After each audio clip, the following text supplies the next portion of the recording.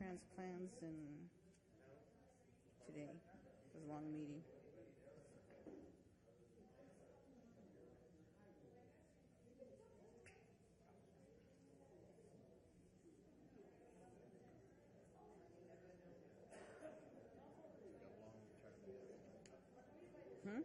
Took a long retirement nap today.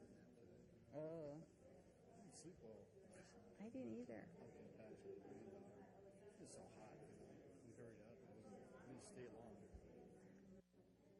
Also, that's the only other person that's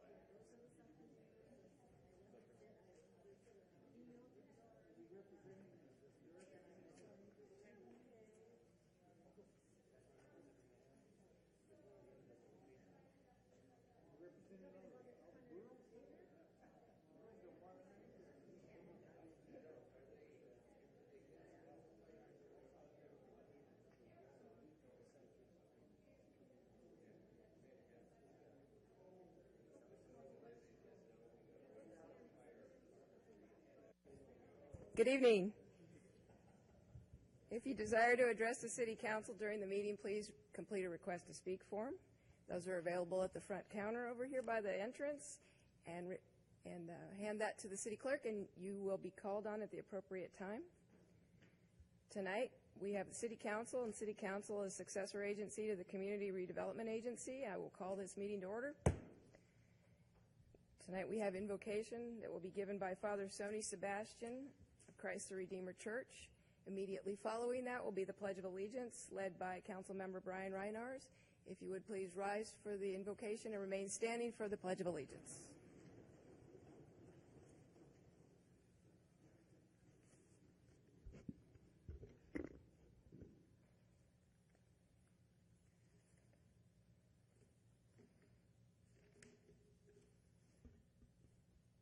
I'm going to begin this invocation reading Psalm 71.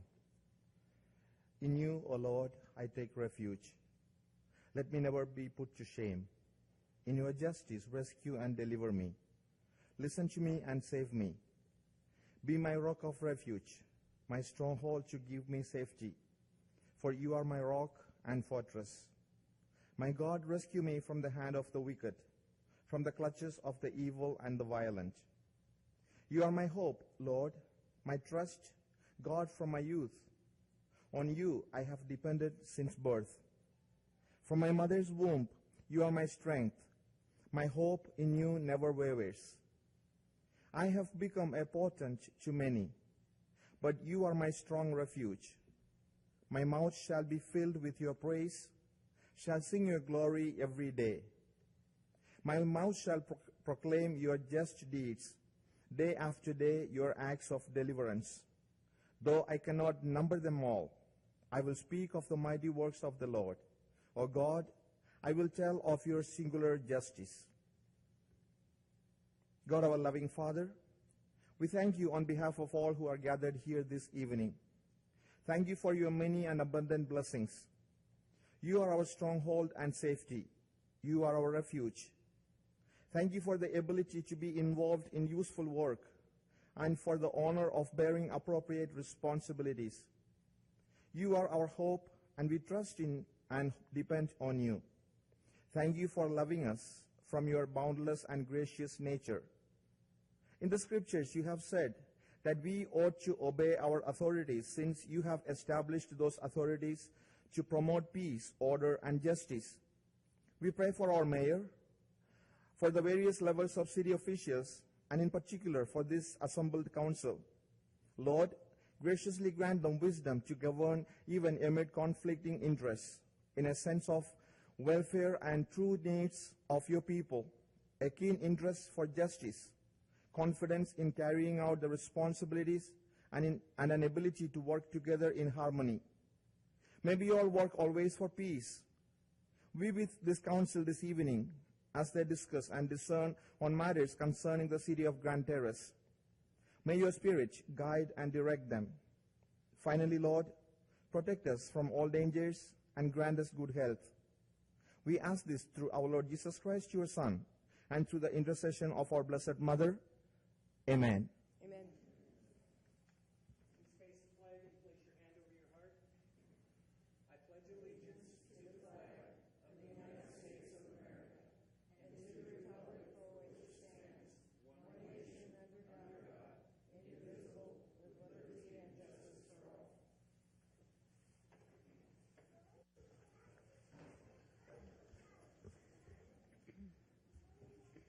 Thank you, Father Sony. Thank you, Councilmember Reiners. Madam City Clerk, may we have roll call, please? Councilmember Reiners, Present. Councilmember Hussey, Present. Councilmember Wilson, I'm here. Mayor Pro Tem Robles, Present. Mayor McNabo. Present. Mayor, you have a quorum. Thank you. Thank you all for being here tonight. We start off with a special presentation to a longtime business owner and past mayor. So we'll start with a commendation for La Pasta Italia and its owners, Walt and Monique Stankowitz. Whereas La Pasta Italia is owned and operated by former City of Grand Terrace Mayor Walt Stankowitz and his wife, Monique Stankowitz, and whereas La Pasta Italia, located in the City of Grand Terrace, began as a pasta factory, preparing fresh pasta products for some of the finest restaurants in the area. Whereas La Pasta Italia provides community support to various local organizations, such as Grand Terrace Little League, Titans Junior All-American Youth Football and Cheer, Little Miss Grand Terrace High School's golf and football teams, just to name a few. And whereas La Pasta Italia was pleased to provide donations to the Grand Terrace Historical and Cultural Activities Committee, Chamber of Commerce, Senior Center, as well as community events, more particularly Grand Terrace Community Days, the Country Fair, and Taste of Grand Terrace, where samples of free food would be provided. And whereas La Pasta Italia is a proud sponsor of Grand Terrace High School's Every 15 Minutes program, focusing on high school students, which challenges them to think about drinking and driving and how those decisions impact their family, friends, community, and many others. And whereas over the years, La Pasta Italia has participated in numerous fundraisers on behalf of two local churches, Christ the Redeemer Catholic Church and Azure Hills Seventh-day Adventist. And I, therefore, Darcy McNabo, Mayor of the City of Grand Terrace, on behalf of the entire City Council, do hereby thank and commend La Pasta Italia for its many contributions and efforts to help strengthen the community and the welfare of its residents. Signed this 24th day of October, 2017.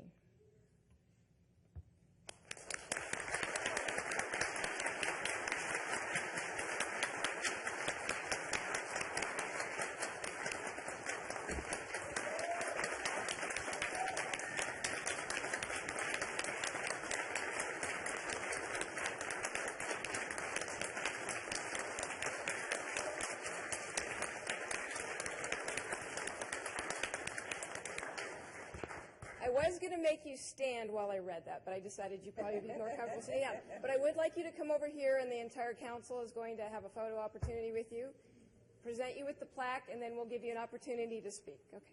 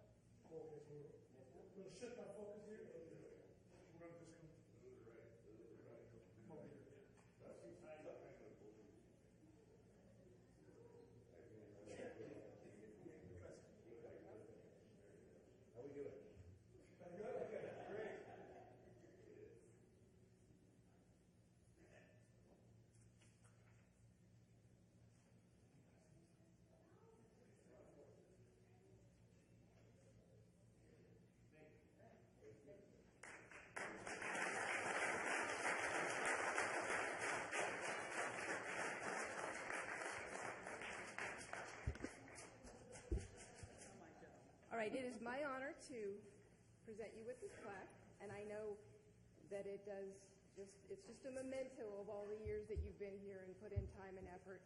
Also, what comes with this particular recognition, I'm stuck between commendation and recognition, is our lapel pin, which is a key to the city, which each of you will have, and we hope that you wear that in good health. All right, so thank you again. And if you would.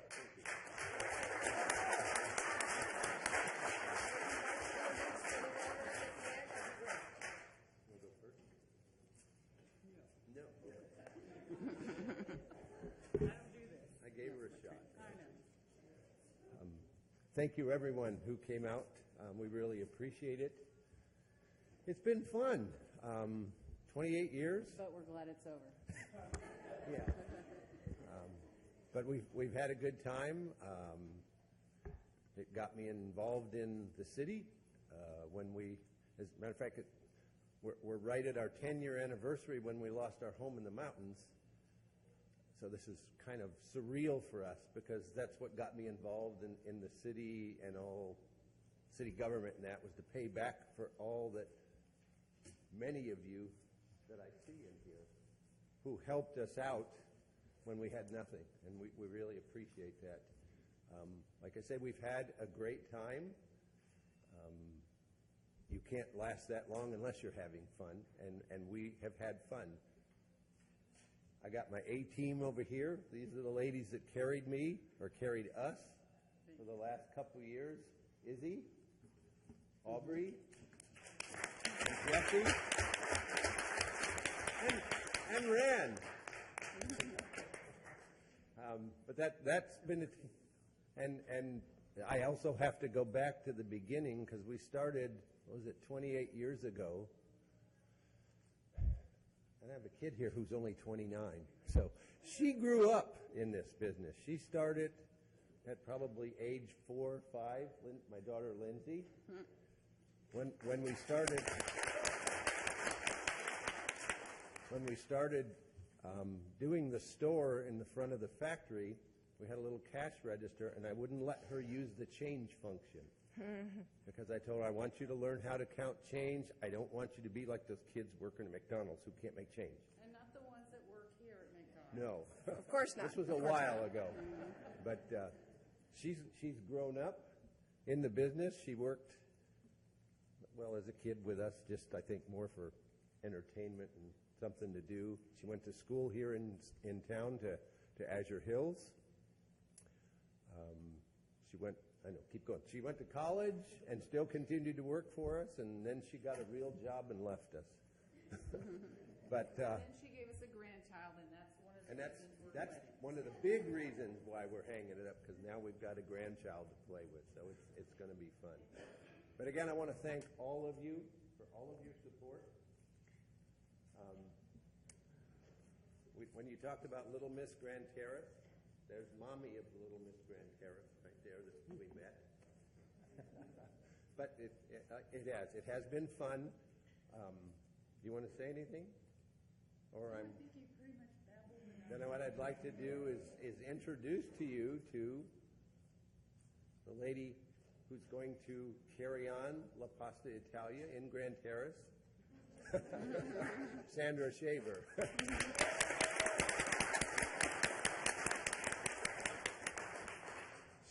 She's going to have fun too.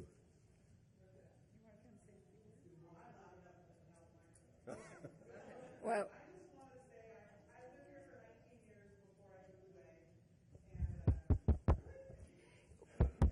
we want the people at home to hear you. I lived here for 19 years before we moved away 5 years ago, and it's nice to be back.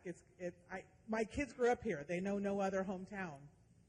My first son is 23, and he was born in the house on Garden, and all three of them grew up there. So we moved away when my oldest one, the night he graduated, was the first night we stayed in our other house. But we still have the other house in Grand Terrace here, so hopefully my kids will come home to live in it when they get married and stuff. But I look forward to being back here again and to reconnecting with all my old friends from 19 years that we played baseball and soccer and basketball and all those things with. So thank you very much, and I hope that you'll give us a little bit of time to get our feet wet, because I've been a caterer but not a restaurateur.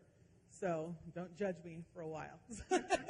I have big shoes to fill, so it's going to take me a little while to get those going. But once I do, I think we're going to be off to a roaring start. So thank you very much for Walt and Monique for being so kind and gracious to us during this. Only been not even a month yet. Can you believe it? It hasn't even been a month yet. I feel like I've known them my whole life. So, yeah. Thank you. All right.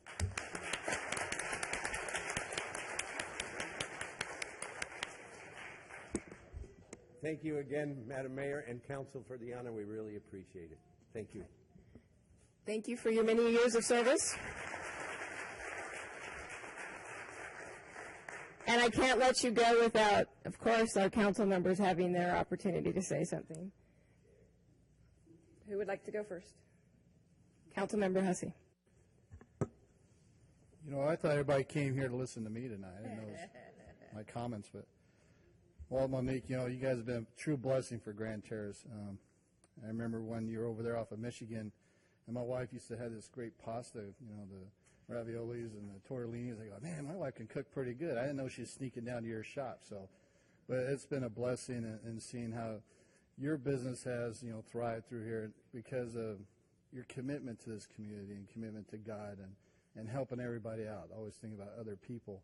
And, you know, I'm really got to know Walt when I was on the Bond Oversight Committee, and we were going against the Colton Joint Unified School District. So we really, you know, hit it off pretty good. And you know, he was a council member then, so I needed the, you know, the council help. And Dan Flores, you know, we talked to, Walt had some meetings in La Paz about trying to, you know, rectify the high school, and it was a good turnout. It was a positive thing that happened.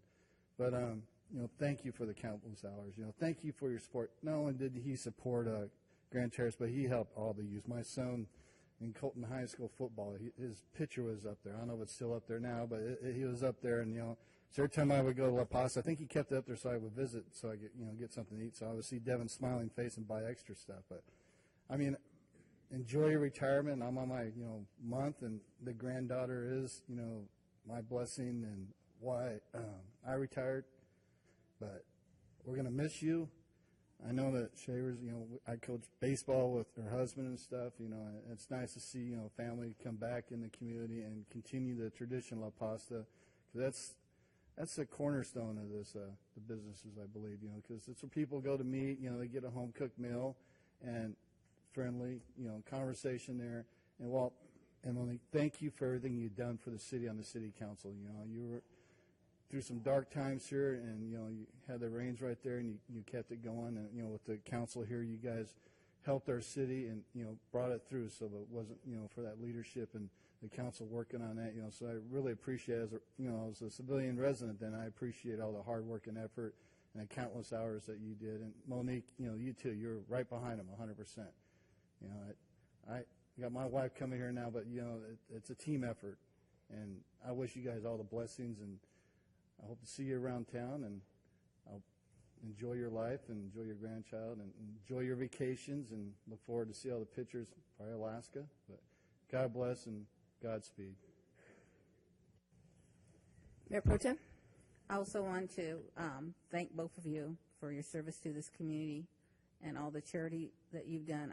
It's hard, I know, to be a small business owner and then to be as generous as both of you were. I know that is extra hard because, you know, you have overhead and payroll and all these other things. And, you know, I used to go to your shop, and I used to be real careful because I used to close kind of early for working girls. So I used to run over there and try to get my stuff. And then later on, when you opened your bigger place, I remember talking to you before we met formally, and I would say, why don't you sell, like, some other stuff? And you're like, what? And I go, like, soprasata. And you go, okay, I'm going to stock it. He goes, but I don't get much demand for it. And but, you know, apparently, you know, you became the spot because I ran into a former assistant CEO for the county of San Bernardino who would go to your place and stock up on his gourmet stuff. I can't believe I've been on the council 5 years, and I just can't believe it seems like centuries ago that we sat up here together and dealt with the big issues and the dark clouds, and it was interesting, but Bernardo kept it kind of fun. And, you know, I've been retired for a good while, and now I'm working on having a great-granddaughter that moved over here recently and is taking up my time. And I just, you know, that is just such fun, and I just so happy that you're going to have that time. And I'm so glad you got a buyer, too. And thank you very much for your service. Councilmember Wilson. The first time I was aware of Walt Stankiewicz was more than 25 years ago when he was at a planning commission meeting before I was even a planning commissioner, which is more than 25 years ago. And he was an aggressive businessman trying to put his signage out where somebody would actually see it. And I don't remember if that was off of Michigan, but I remember at the time the planning commission chairman stepped on him about his signage because it was out in the street. Nice try. How ironic to become the mayor and have the same kind of responsibility so far as you know, administrating the laws of the city. Good luck in all your endeavors. You did end up with a really tough time to work through, and some of the folks on this dais were intimately involved with that as well, and good luck. Councilmember Reiners. I would just like to echo what my colleagues have said and add that it is businesses and families and individuals like you guys that are the pillars and the rock of a solid community. And you will be missed as far as La Pasta Italia. I will say that is one of the best sandwiches I've probably ever had. And I also want to thank you for the service that you gave to the city, Walt. I sat out there on the other side a long time and watched you up here work, and I appreciate the time and the effort, and I know from following city government those were not good times. So we appreciate the service and everything that you guys have done as business people, as a councilman, as a mayor, and also as citizens and residents of the city of Grand Terrace. Best wishes, and I hope that the new owners have just as good a luck as you guys have had and just as good a fortune. Thank you. All right, thank you.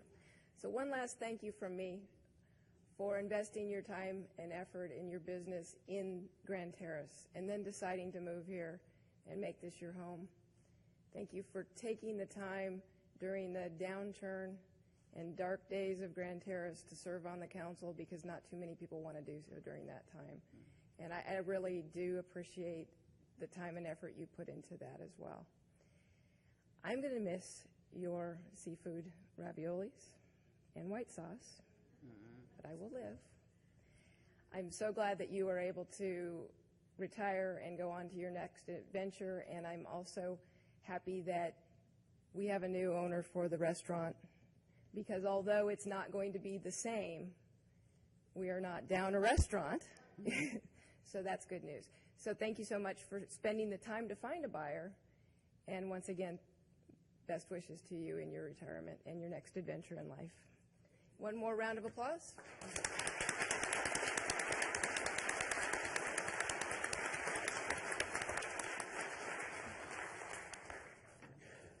And with that, we will move on to our consent calendar.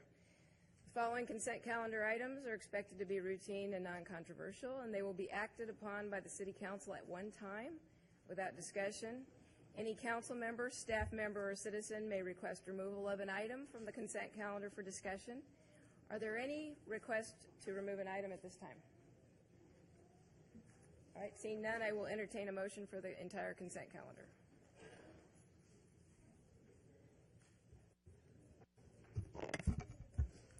I will move to approve the consent calendar. Second. There's been a motion by Councilmember Reinhardt, second by Doug Wilson. Please vote. Motion passes unanimously with Council Members Reinars, Hussey, and Wilson voting yes, Mayor Pro Tem Robles voting yes, Mayor McNevo voting yes. All right, thank you. Next item is public comment, and this is an opportunity for members of the public to comment on any items not appearing on the regular agenda. Because of restrictions contained in California law, the City Council may not discuss or act on any item not on the agenda, but may briefly respond to statements made or ask a question for clarification. The item may also have a brief response from staff of questions raised, and an item may be requested to be agendized at a future meeting. Do we have requests to speak at this time?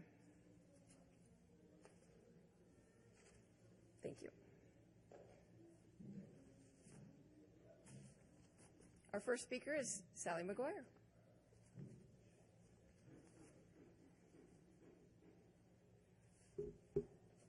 Good evening, Mayor McNaboe, council members. Hope I can read my notes. Can you hear me now? Yes? No? Can you guys hear me? I'm talking into it. You sound quiet for you, Sally. You know, I was just thinking that, Darcy. Sorry, Mayor McNaboe. Sorry. Okay, I'm going to speak louder. That's it. Anyway, my name is Sally McGuire, 12480 Nightingale Way. I'm here tonight on behalf of the Foundation of Grand Terrace to talk about the Halloween festival that we have every year. It's going to be on Tuesday, October 31st at Rollins Park. We're going to have game booths, plenty of candy, hope to have trunk or treat, and dog contests. So anyone's interested, we're still looking for vendors to give out some candy. We will provide the majority of candy. But if everybody could come with at least a couple bags, if you have a game booth, that would, to get us started, that would be wonderful. Let's see, whatever. I think that's it. Starts at 5:30 and usually goes on till about 8:30. We will have the costume judging for the kids, and like I said, the dog park, costume judging also. And I'd like to thank the City of Grand Terrace for sponsoring us, and Updog for also helping us sponsor this event. And I think that's it, unless anybody has any questions. Thank you, Ms. McGuire. Thank you. I appreciate your coming here tonight and sharing that with us. You're welcome. Our next speaker is Bobby Forbes.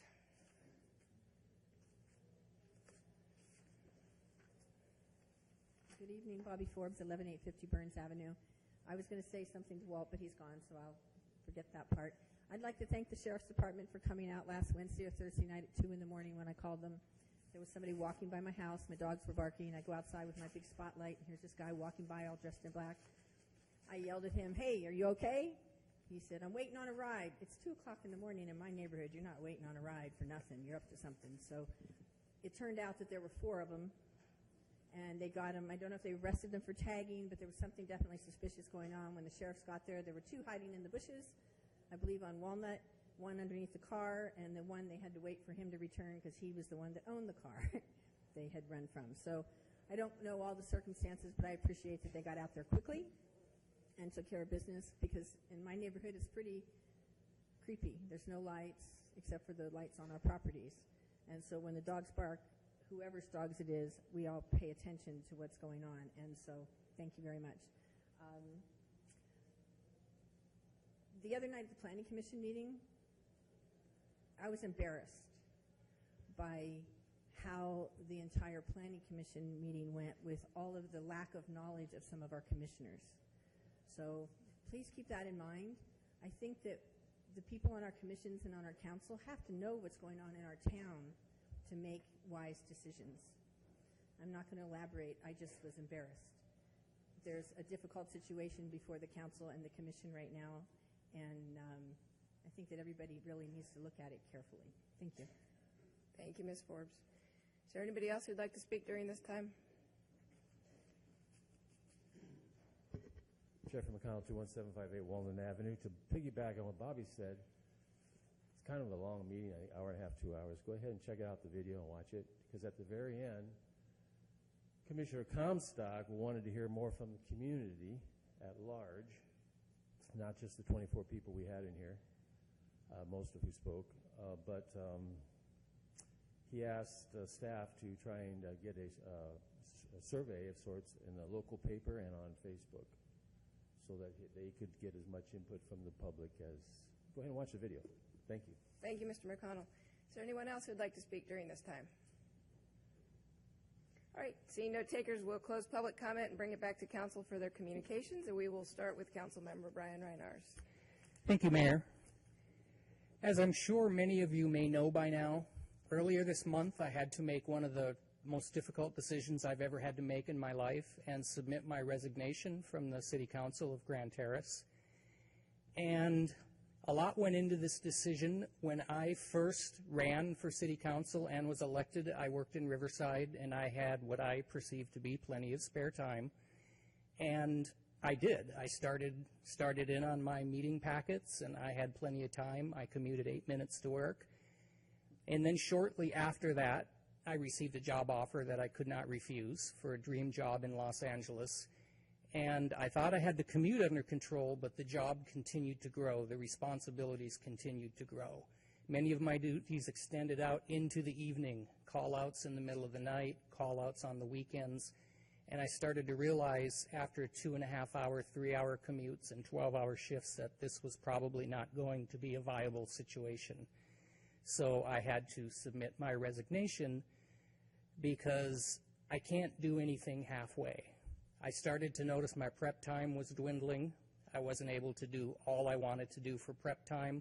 I started to notice that my committee assignments were suffering. There were things that I was responsible for that my work was taking me away from. So I felt the only choice I had was to turn it over to somebody who can commit full-time to it, what the residents of Grand Terrace deserve. I have a 22-year career in the military. I have a full career at the Department of Justice, a 20-year marriage, and 17 years in the city of Grand Terrace, but still to this moment, the greatest honor that I have ever received was the trust and the votes that I received from Grand Terrace residents. And I am truly sorry that this happened. If I had in any way known that this was coming, I wouldn't have done this. I wouldn't have put in the time and effort for myself, and I wouldn't have put you guys through an election and now having to go through another appointment. So I do apologize for that. I had no idea this other job was coming. So I do appreciate your understanding, and I appreciate all the help that I've received from my colleagues, and I wish everyone the best of luck, and see you around. Thank you, Councilmember Reinars. Councilmember Hussey. Well, Brian, I wish you luck. I understand. I used to commute from Long Beach and LA. And it's like another job just going back and forth to work, and especially in law enforcement, getting called up and then double shifts. Overtime's a double shift, so you're 16 hours and plus another 2-hour commute one way and back. So put in 20-hour days. So, and it was hard. It was hard when I used to coach baseball and soccer. So I wish you and your family all the luck and Godspeed, and thank you for everything you've done with the council. And on that, then my commitments or comments, I just real fast want to thank the city staff for getting the double yellow lines painted down on Mount Vernon on the hill. It's 100% better, and for the safety. And my main concern about that hill is we went to the Barton Road Exchange groundbreaking, and I know some of the traffic's going to be coming up and down that hill because of the freeway expansion. So my main concern that Mr. Duffy had talked to you earlier is the truck traffic going down that hill. I like to get signs because I go there every morning at 7:30, and the other morning I had a big rock truck right behind me. And then there's a lot of traffic like halfway up the hill now because there's a lot of, they're stopping waiting for that light. And I can't believe that rock truck wanted to go on that on-ramp for that, just not that much room to do that. So my concern is the continued hazardous traffic, I would call it. And then the wear and tear on that road, what we're going to get for the extra traffic. I don't know if this, the city would get some signs out there and post it that, this is not a truck route. And I went to the Omnitrans real quick on that, a lot of good information, but my most impressive one is Omnitrans is saving money, $1.6 million a year for their pipeline, for the gas pipeline, so that's in effect. So that was good news, but once again, Brian, Godspeed and good luck, buddy. Thank you. Thank you. Councilmember. City Councilmember Wilson. Thank you. City Councilman Reinars. You are a cut and dry guy. and I can appreciate that. And the good thing about that is that you know not only what your abilities are, but also what your limitations are. And it takes a real individual to have the courage to be able to make a tough decision like that. I know this was a very important calling to you, and it was a calling. So, and I know that the people in Grand Terrace freely elected you. I didn't vote for you, but that's okay. I found you to be, in the long run, because I'm a slow learner, I found you to be a good participant in the council, and you got really excited about the police protection here, and I think it started a ball rolling, and of course with Councilman Hussey and a few others, I think the focus was really important. So even in your brief amount of time, you made a difference. So thank you. All right, thank you, Councilmember Wilson. Mayor Pro Tem Robles. You know, I agree with all the comments made. I think it takes a solid individual to recognize that a decision had to be made on your part. I'm sad to see you go because you immediately contributed. You're absolute stand-up guy. You know, you're a great thinker and very articulate, and you contributed extremely well. And also, I just think it's really cool the job you have. I think it's awesome, very fascinating, and I would, you know, you have to provide for yourself and your family first, and I think all of us here understand that and appreciate that. And you will be missed, and Godspeed to you. And I have my reports. I have a little bit more than usual, so I'll try to get to that. I got to open up a screen.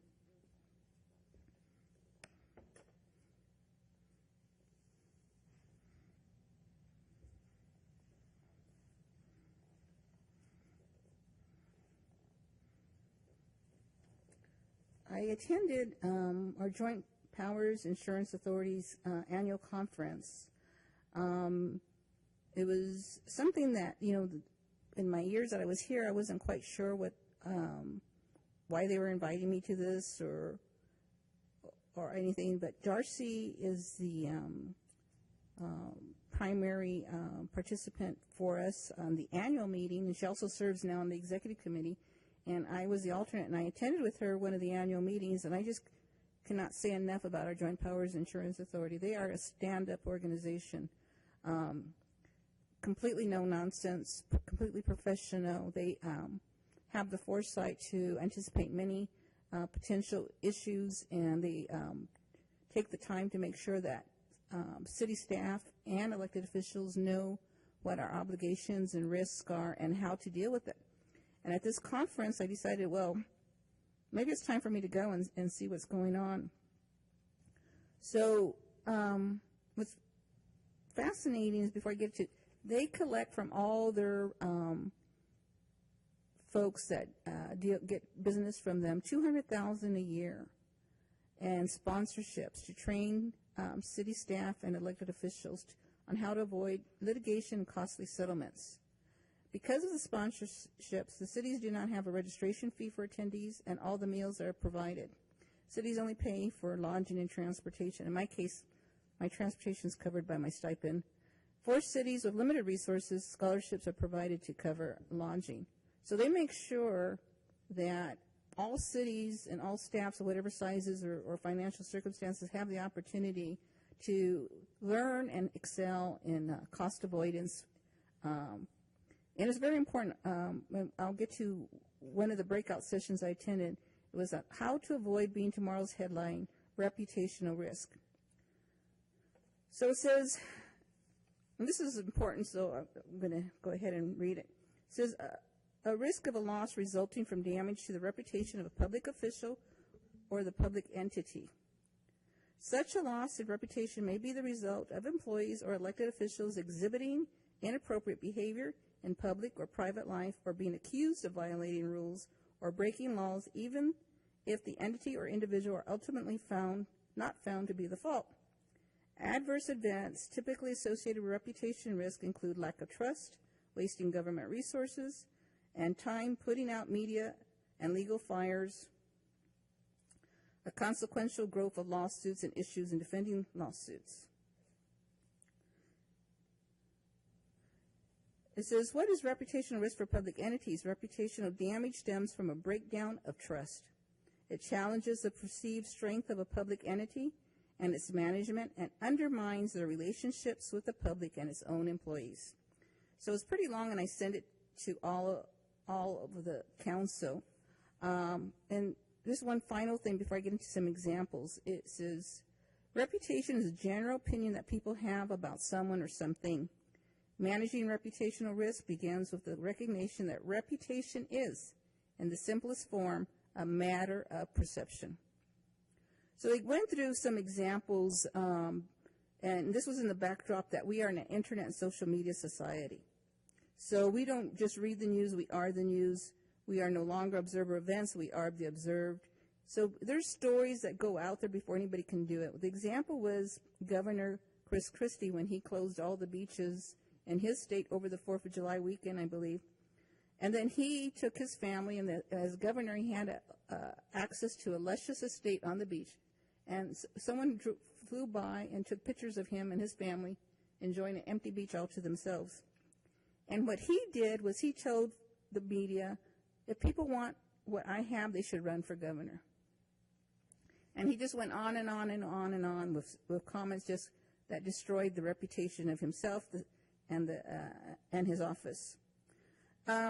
What's great about this training was if something were to happen in this city, it taught me what we need to know has to be done. And it says that, immediately to protect our reputation, we would have to impose administrative leave, have investigation by a third party, refer potential criminal conduct to the district attorney, have a policy against use of city-issued cell phone for personal use, policy against sexual harassment or inappropriate conduct, damage control, keep the community informed of your actions and bearing in mind peace officer privacy concerns, engage in pre-litigation discussions with victims. It says the public is watching. Effects are difficult to immediately quantify. Many years later, an agency may find that the inappropriate management of a single incident or failure to implement controls to prevent another similar incident may cause lingering resentment and an uptick in claims, lawsuits filed, and negative public reaction. So I get a taste about, how things can really go bad if we're not careful or vigilant. The other one, that breakout session that I attended, was Best Is Yet to Come overview of public entity risk management. And it was to help practitioners manage their organization's risk and exposure by teaching basic laws, principles, and applications of risk management, the unique loss of exposures of public entities, the evolution of risk management, information on risk management practitioner programs, and exercise in interpreting and reviewing certificates of insurance. So I won't go into greater detail there, but as it taught me as an elected official that it's important for us to ask, who's our risk manager? How do we assign risk management functions with the organization? Do we have our certificates of insurance on hand? Are they validated and updated? And the reason they brought that is, we all have insurance, so risk will manage itself, which means you'll have big payouts because you're not getting the risk and saying, well, is there another person that has part of the ownership of this cost or this risk? So it was very, very important because, I work for an organization, and this guy that did the class, he said that he worked for the Oakland School District, and they had a major issue. And while he was doing all the firefighter, it dawned on him he had never seen any certificates of insurance. And he was sure hoping they existed. And he says they didn't. So, and I'm going to go ahead, and I had the Almatrans plans and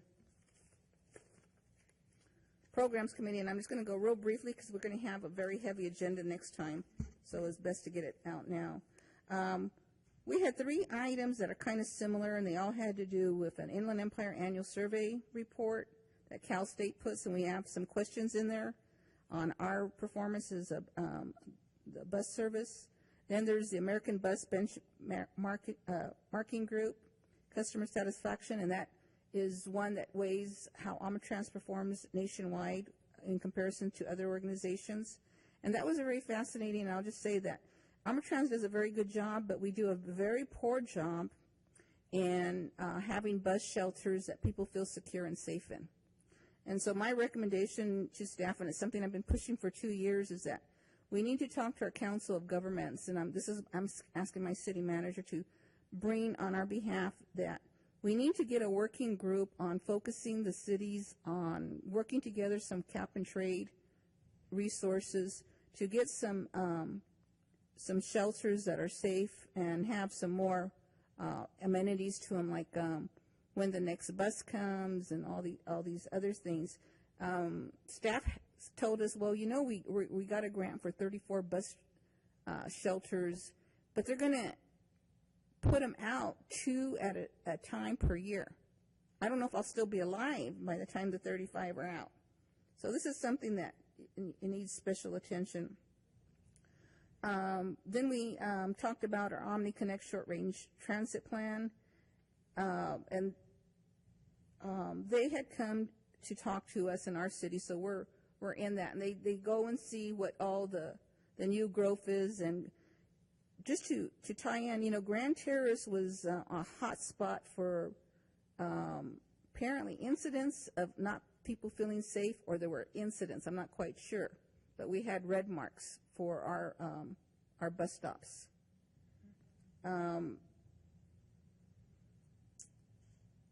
But we're also in the plan as we grow that they're going to grow with us on providing service.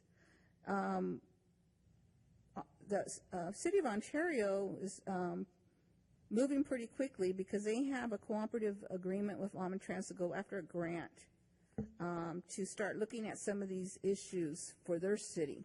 It's called the Transformative Climate Communities Grant.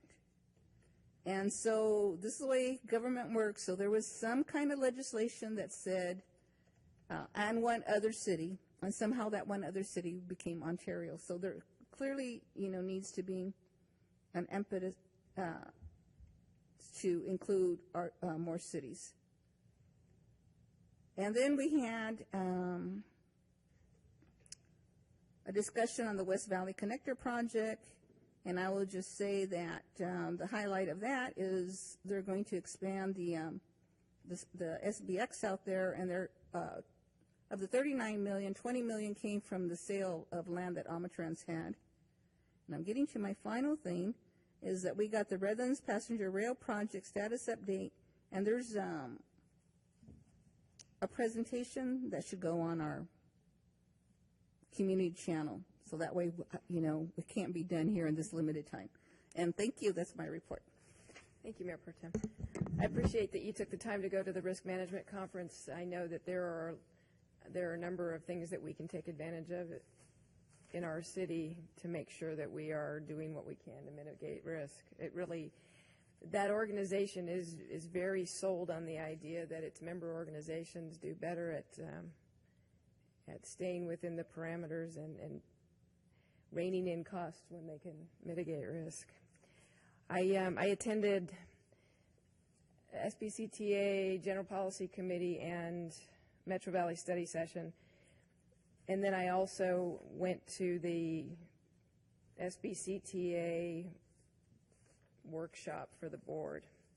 So we talked about a few Council of Government items there too. So starting with the General Policy Committee, we recommended to the board a number of things. One of them is amending the surplus personal property policy, the a budget amendment for fiscal year 2017-18 to decrease indirect expenses. What they did is they went through the whole budget and they decided that they were taking the indirect expenses of the organization, and they weren't really allocating them towards projects in an appropriate fashion. So they've gone through and they've changed their allocation to make it match each of the projects, and then allow for some of the things that were burdened with indirect costs to actually provide more service for the budget item in there. We recommended an agreement with a company called Tiwi Oven Delights, who will be operating in the main lobby of the San Bernardino Santa Fe Depot. It's been a while since they've had a restaurant there, and so they will once again have that for the travelers on the rail system and the buses if they want to come over that way. We also had a discussion regarding board alternate participation on policy committees.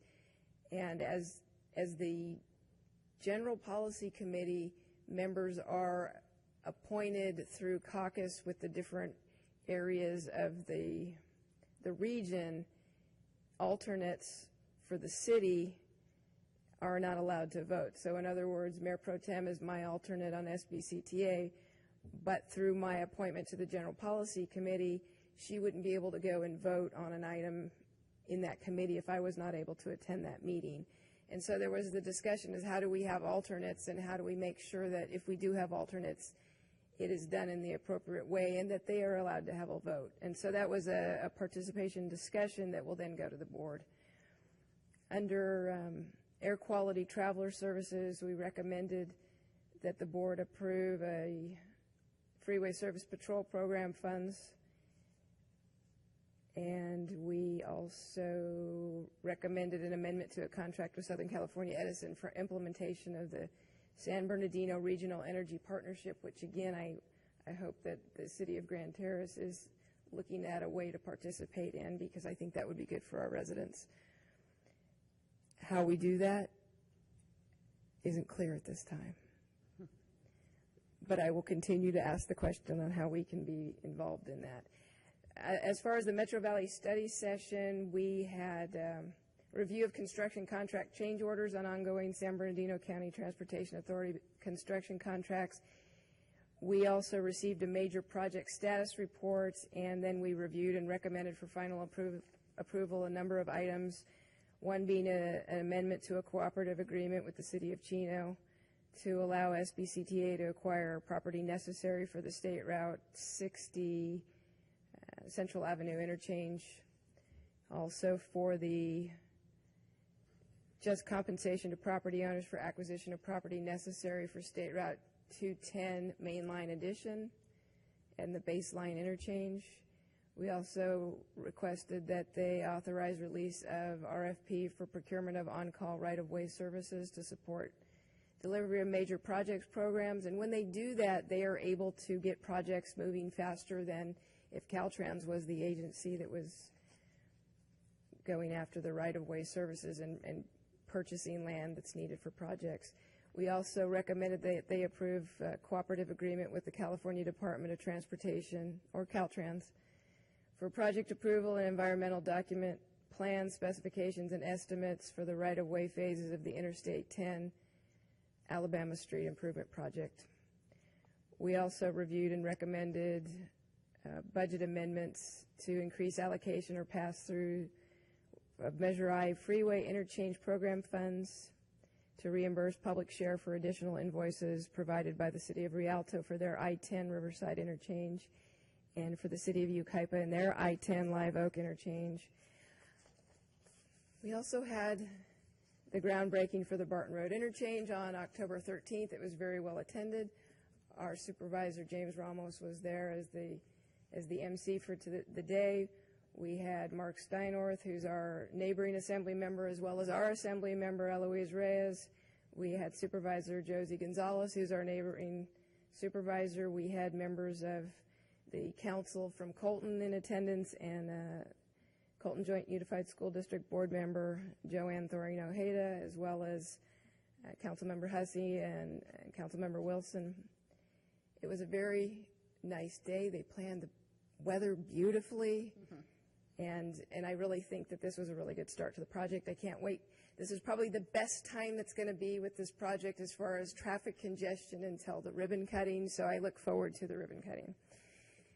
And I say to the residents of Grand Terrace, please bear with us for the next 2 years. It will get better. The SBCTA board workshop was on October 19th and 20th. We had a panel about emerging technologies and how that should affect our planning for future transportation systems. So in effect, if we look at things like autonomous vehicles and the ability for people to get around and not have to drive themselves or not own a car, how would that affect our ability to plan in the future? With the caveat that, you know what, these autonomous vehicles are not going to be totally autonomous probably for the next 20 years. And so that's not going to replace bus service at this time, and it's not going to replace rail service.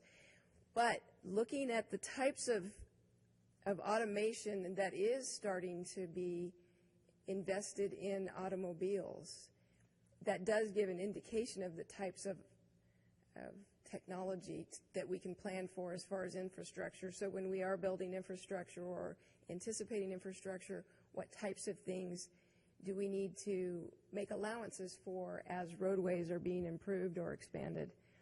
We also talked about our Council of Governments function and the idea that the budget for the Council of Governments deliverables has been cut significantly since the board decided not to continue on with the management of the PACE program.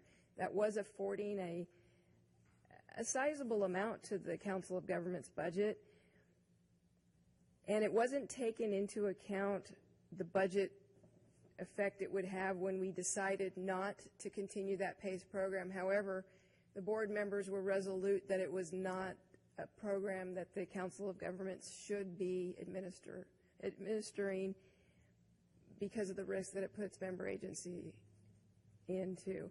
And so the idea is to now look back at the funding sources we have, what funding can we have in the future, and what are our priorities as councils of government as we move forward with that function. And then we looked at our 10-year delivery plan. This takes into account our Measure I funding through the end of the Measure I window, which is 2040. And we will have a nice presentation that we can put on our local channel for the residents to see all the projects that have been in place and what we're looking at delivery for the next probably 10 to 15 years that we can bond against. And then beyond that, what it would take for us to continue on. We had one of our local elementary schools, Terrace View, have Red Ribbon Week this last week. I was honored to be part of their kickoff. I got to speak after the helicopter came in, so you know how much attention I was getting as the helicopter's in the background and I'm between the kids and the helicopter. But it was wonderful that the PTA committee members and educators and administrators and community members put in so much time and energy into this event for the children. I know that they learned a lot during the week. The San Bernardino County Sheriff was there, Fire Department, the Grand Terrace Women's Club, local businesses and other organizations gave their time and their donations for the positive force in our community, as well did this council. We actually granted some funds towards that too. So we were appreciated as well. And lastly, I just want to say we will be closing tonight in memory of one of our longtime volunteers with the Senior Center. In fact, we just recognized him a couple weeks back. Don Bartee has passed, and so we will be adjourning our meeting in his memory tonight. So we will move on to new business. And I need to let my colleagues know we are going to be taking item 5 in our agenda first, and then we will come back to item 4. So item 5 will be the approval of successor agencies' last and final recognized obligation payment schedule for July 1st, 2018 to June 30th, 2034.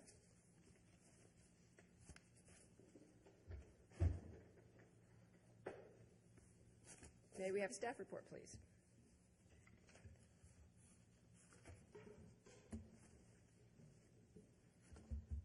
Good evening, Mayor, Mayor Pro Tem, City Council.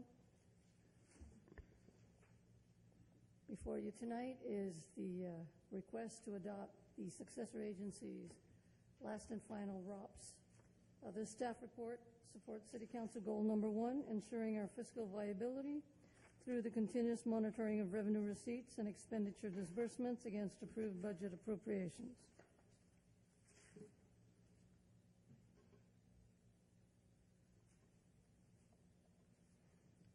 So, way back when, ABX 126, referred to as the Redevelopment Dissolution Act, required successor agencies to submit recognized obligation payment schedules every 6 months to their oversight boards and the Department of Finance. So what this meant is if the agency had any expenditures and obligations that it had to pay, it was requesting, the DOF was requesting that we submit this every 6 months. After they approve it, they gave us an allocation of property tax, and we were authorized to pay our expenditures.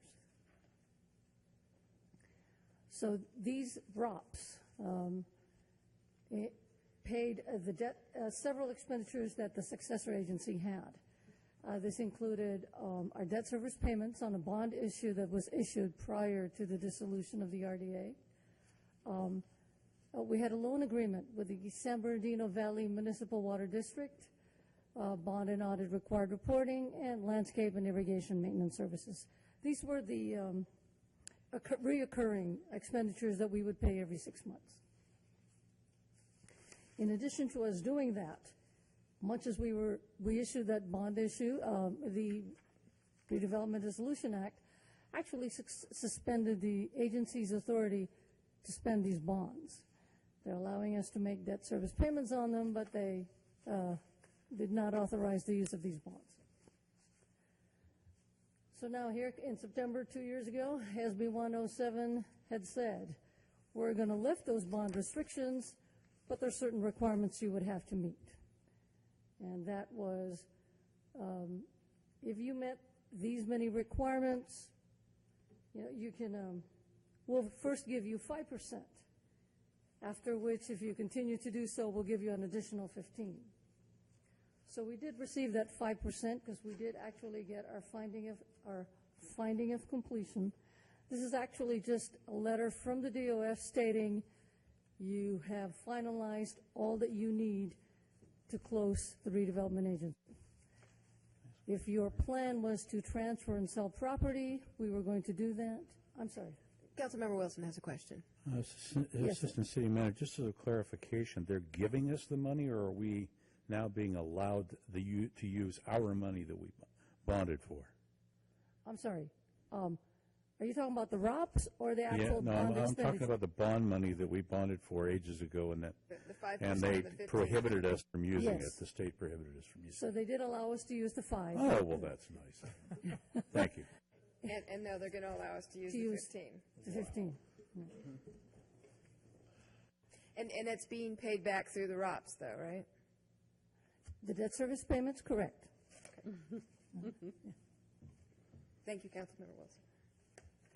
So again, to continue, don't you love all these numbers? Anyway, second requirement will allow us to use 15% of our bond proceeds. So the requirements again for a last and final ROPS is get that finding of completion. It's a it's like the Department of Finance certifying that yes, we are closing the redevelopment agency. Make sure that the remaining obligations they've seen before and approved, which they have, and that we're not any party, that the agency is not a party to any outstanding litigation, and we're not. So what we are requesting, the successor agency, is to review and approve its last and final ROPS. So this is going to cover till all our debt service payments are made from July 1st, 2018 through June 30, 2034. So we're actually asking you to approve all these ROPS for the next 16 years.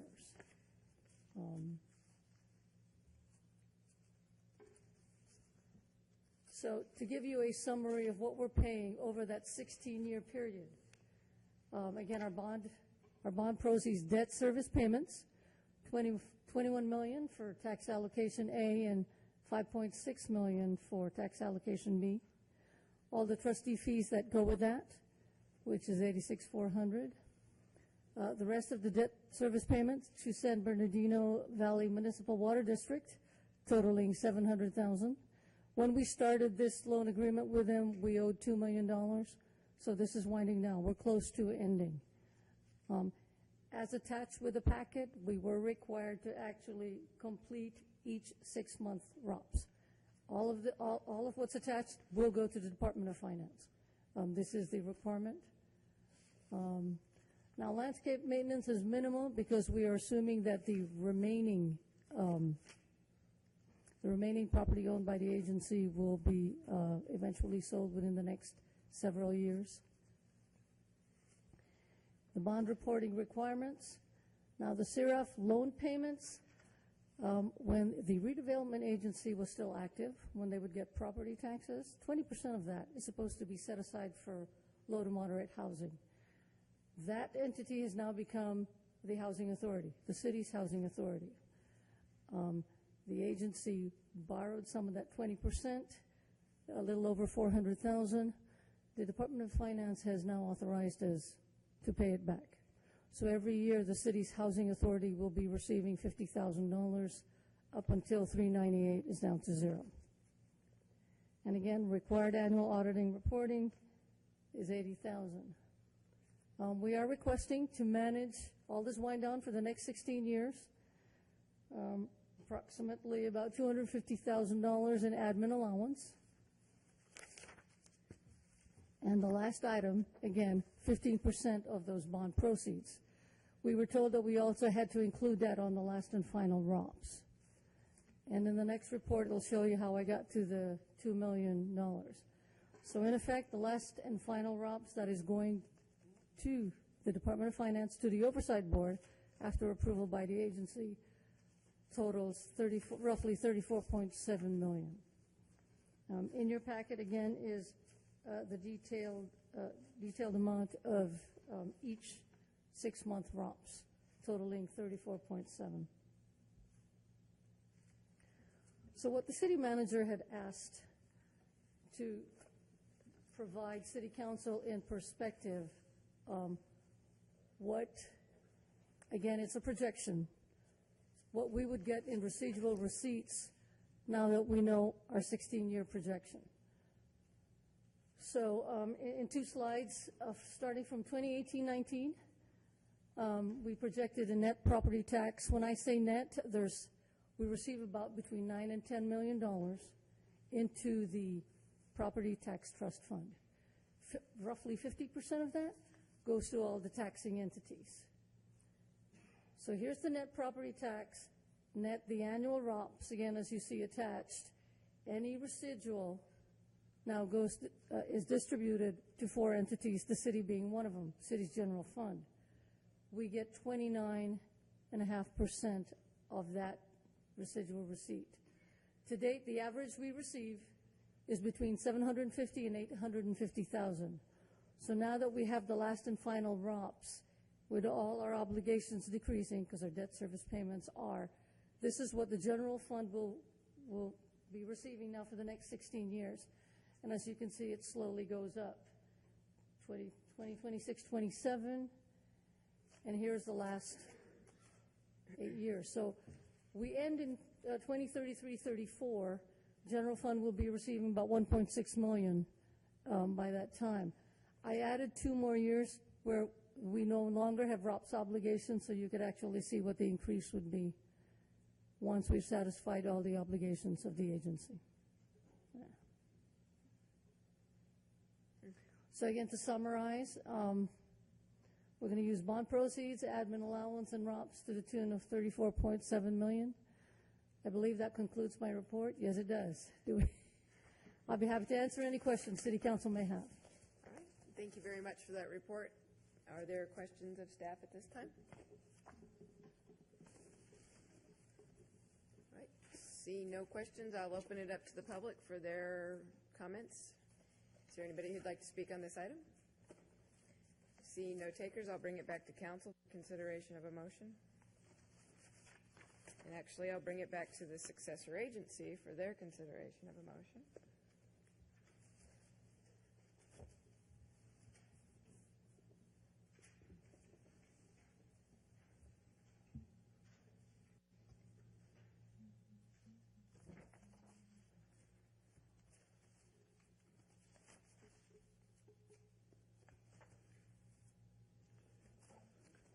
Madam Mayor, motion approval to adopt the successor agency's last and final recognized obligation payment schedule for the period of July 1st, 2018 through June 30th, 2034 in the amount of $34,692,383.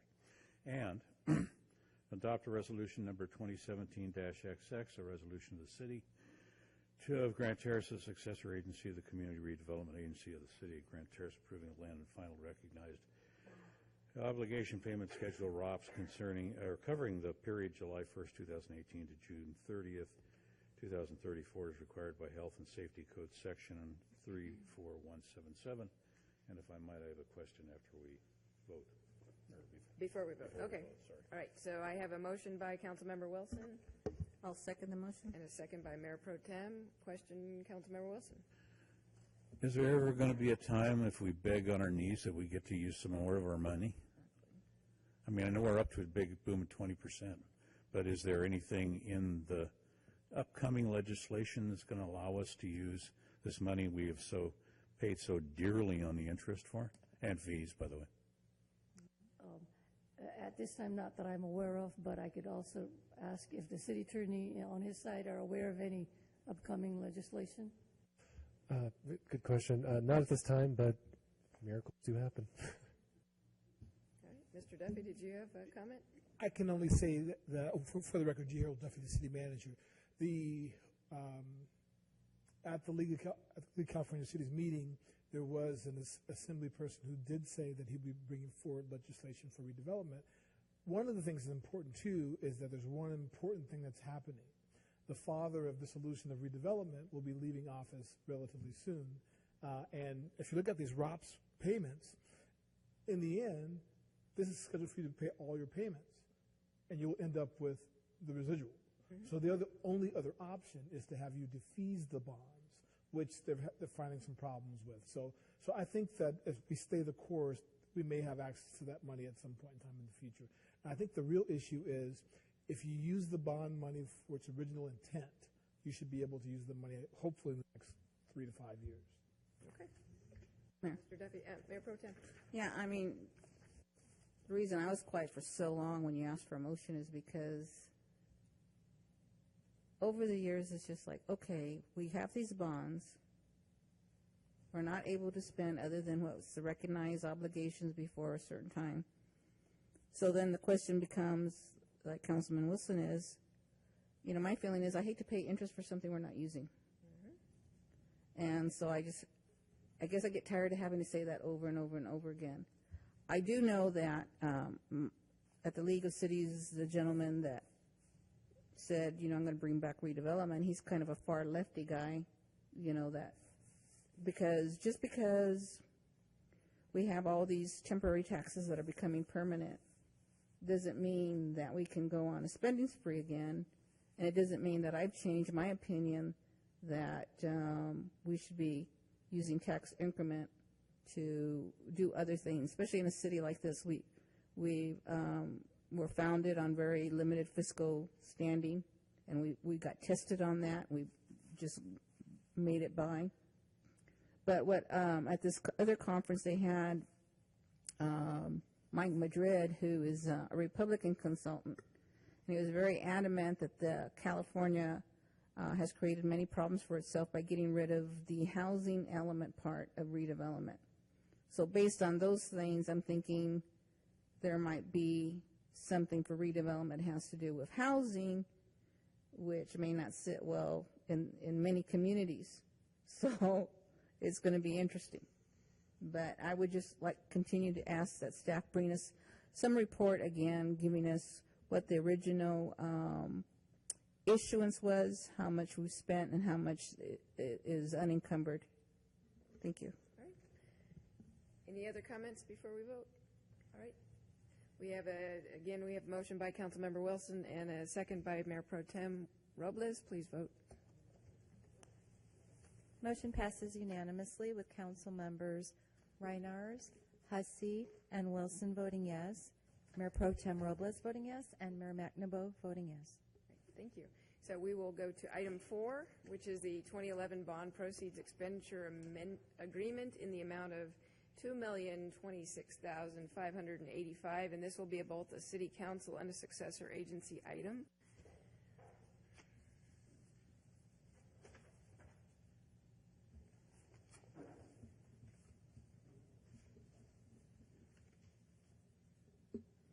May we have staff report, please? Yes, thank you. Good evening again, Mayor Pro Tem, City Council. I forgot the first time, Cynthia Fortune, Assistant City Manager. Before you is the staff report regarding the bond expenditure agreement between the city and the successor agency. The staff report supports council goal number 1, again ensuring our fiscal viability through the continuous monitoring of revenue receipts and disbursements against approved budget appropriations. So again, as in the prior report, we had mentioned that the Redevelopment Dissolution Act suspended the use of these tax allocation bonds. However, if we submitted a last and final ROPS, we're allowed to request and receive some of those funding.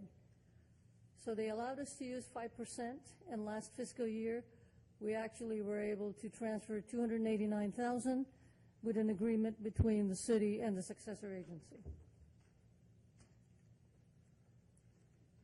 So then again, as you had just approved the last and final ROPS, it will now allow us to use 15% of its bond proceeds. So based on that, and again, we're allowed to use the tax-exempt bond proceeds. So we just tax allocation bond A. So the principal amount was $15 million, less any issuance costs and required reserve account. That net funds is $13.5 million. So 15% of that is a little over $2 million, and that is the amount that we did put on the ROPS. That is the amount that we are going to request that we be authorized to use out of our bond proceeds. So before you is an approval required from the City Council and from the successor agency that the agreement be approved. So staff does recommend that the city and successor agency approve the bond expenditure agreement and authorize the transfer of $2 million in bond proceeds from the successor agency to the general fund to be used in accordance with the bond indenture. That concludes my report. I'd be happy to answer any questions City Council may have. All right, so you're looking for 2 separate actions, correct? That is correct. Okay. Any questions of staff at this time? All right, seeing none, I'll open it up to public comment. Is there anyone that would like to speak during this time? Seeing no takers, I'll bring it back to the City Council and the successor agency for consideration of motions.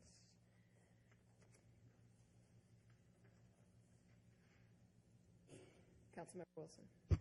Mayor, I'm sorry, I do have one question. Okay. What are our limitations in relation to this $2 million? I know what the original concept was, obviously, it's been pounded in our heads. But is it possible for us to do some storm drain or, yeah, good. That's what I was thinking. Okay, storm drain, dirt work, any of those kinds of things could enhance our livability of the city. Infrastructure. Infrastructure, Yes. there you go. Maybe someday we'll have that before us to approve. Well, we've got to spend the bond money soon, right? All right, so is there anybody that would like to make a motion as a City Council member? Make a motion to approve the recommendation to number 1, 2, and 3 as a City Council. All right. Is there a second? Second. All right, so we've got a motion for recommendations 1, 2, and 3 under City Council by Mayor Pro Tem Robles, and we have a second by Councilmember Hussey. Please vote. Motion passes unanimously with Council Members Reinars, Hussey, Wilson voting yes, Mayor Pro Tem Robles voting yes, Mayor McNaboe voting yes. Okay. Now we need another action as the successor agency, and we have successor agency recommendations 1, 2, and 3 as well. Is there a motion for those items? I'll make a motion to approve successor agency recommendation 1, 2, and 3. Second. All right, so motion by Mayor Pro Tem Robles, second by Councilmember Hussey. Please vote. Motion passes unanimously with Council Members Reinars, Hussey, Wilson voting yes, Mayor Pro Tem Robles voting yes, Mayor McNaboe voting yes. Great, thank you. So we will move on to item 6, which is amend contractor agreement with St. Francis Electric to include replacement of HPS light fixtures with LED light fixtures. We will have a Staff report by Mr. Alan French, Public Works Director. Good evening, Madam Mayor, Mayor Pro Tem, council members. Alan French, Public Works Director, as the mayor stated. I'm here to provide staff report for item number 6. This item before you is a contract amendment to our present contract with St. Francis Electric to include the sole source replacement of high-pressure sodium light fixtures with LED lights at signalized intersections. This item supports the 2030 goal number 2, maintaining public safety by investing in critical improvements. In March of this year, the city had entered an agreement with St. Francis for the maintenance and emergency call-out services for the city's traffic signals.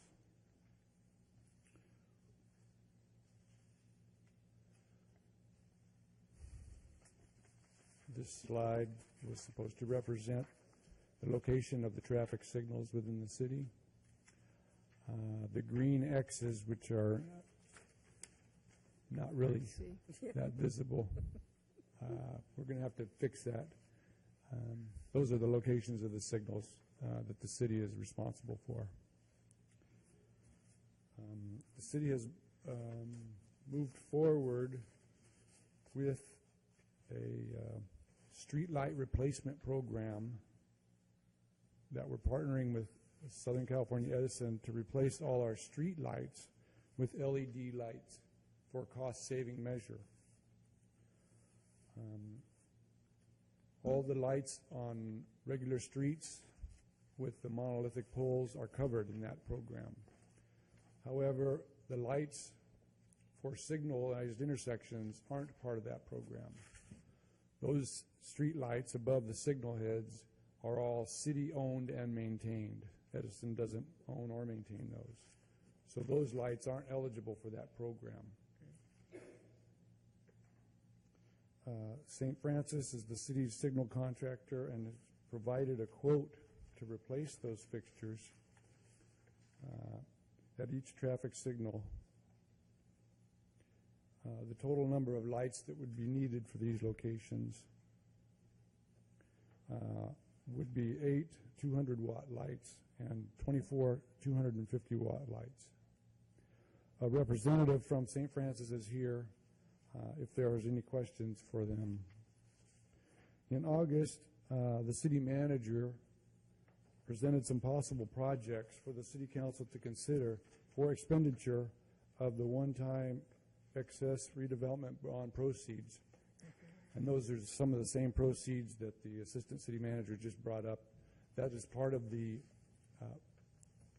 5% that was agreed to. Let's see.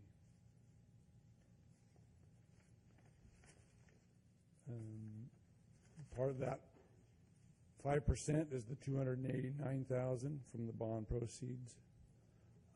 The projects that were listed from the city manager had various costs involved, and those totaled $229,000 for those possible projects. This, let's see, go back. This quote for replacing these high-pressure sodium lights totaled $23,200 from the contractor that we have. So that leaves still excess money if all those projects were done. Again, each one would have to come before the council as they came forward.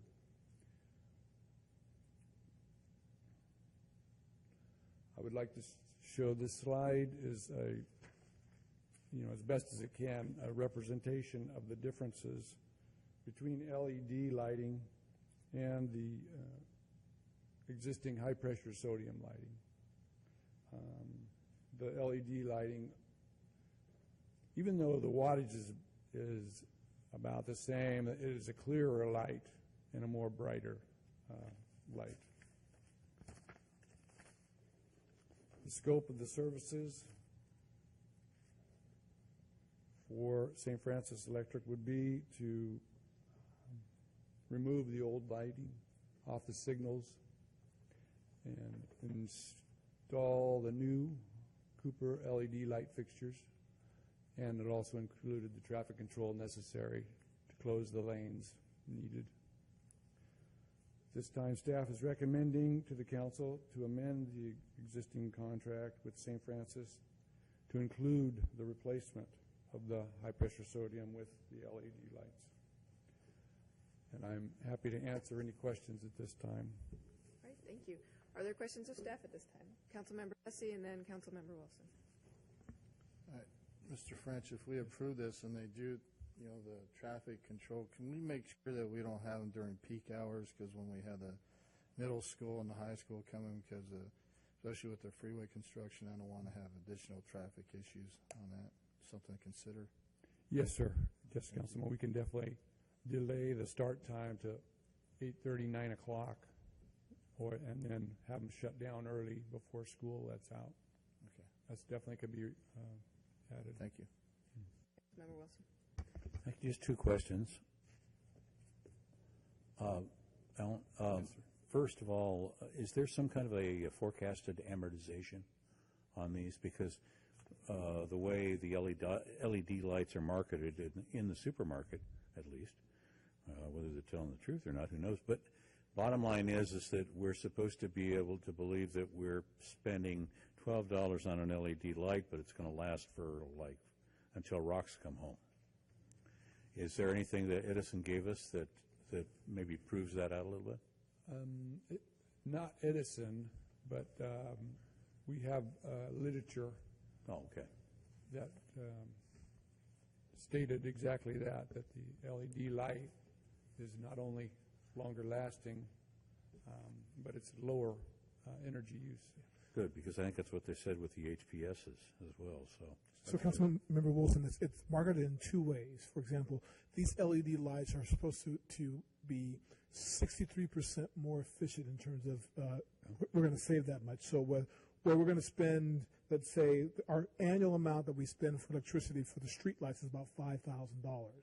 So you take that and multiply that by 63%, and that would be our annual cost for the street lights from going on. So our cost would be about $3,000 in savings, which would be about $2,000 a month for street lights versus the $5,000 that we currently pay. Gotcha. And the lights last for how long? I think they're 3 years? Oh no, it's at least a decade. I'm almost certain of that. Yes, it's like 100,000 hours of lighting, something like that. Second question. Yes, sir. I know we've had a lot of emphasis on street lighting in some of the areas that don't have street lights. But I also know that Edison has a program that sponsors or encourages a dark sky ordinance. And I know the state of California really got into that about 20 years ago. It's kind of faded in the background. The only one I know of, at least in the United States, is Borrego Springs, coincidentally. Have we ever actually done, or do we think about maybe doing a quick light analysis to see where we are? Because unfortunately, in many small communities, the street lighting gets put in as one guy builds his house and we hook one street light to that house, that kind of thing. But if we could maybe take a look at our street lighting layout and see if if the halos don't really work out the way they were supposed to, maybe there might be an advantage of that when we're doing this replacement. There's opportunity for it. I know we do have the standards now that dictate where the lighting goes. Gotcha. Okay. So all right, just want to make sure everybody's covered, but not so covered that we can't see the stars. Okay. Okay. Okay. Any further questions before I return back to Councilmember Hussey? All right, go ahead, Councilmember. Yeah, when I worked at the prison, we updated to LEDs, and it really helped out a lot. And also it gives clarity to our cameras that are going to be on the street corners there, so that'll help out as far as fighting crime and everything on that. But I agree with Mr. Wilson. I like to see our neighborhoods lit up. Some of these dark neighborhoods, like Mrs. Forbes talked about. But I just want to put my experience with LEDs. They really help out a lot as far as lighting everything up. And it also was a cost efficiency for the federal government because we weren't replacing as much of those condensed lights on the high mast lights. So it cut down on our maintenance to really save a lot of money. Thank you. It's been proven that a well-lit street does reduce crime. I'm sure if Lieutenant Wolf wanted to talk about that, you certainly could. But that's one of the important points that we have is and why we're switching from. We're actually participating with Edison. We got in line. We're scheduled for March of this coming year for all of our street lights to be converted over to LED lights at no cost to us because of the potential savings and energy cost is going to take care of that all. Councilmember Wilson. Just let me make a clarification. I agree lighting is important. I don't always agree that street lights need to be the lights. In other words, sometimes a properly planned project can have lighting on the fronts of the units as well as what they call hi-hats in the fronts that will provide better walk lighting than a big old halo that's going to be knocked out by a tree or something. All right, no more questions of staff at this time, so I'll open it up to public comment. Is there anyone that would like to speak during this time? All right, seeing no takers, I'll bring it back to council for consideration of a motion.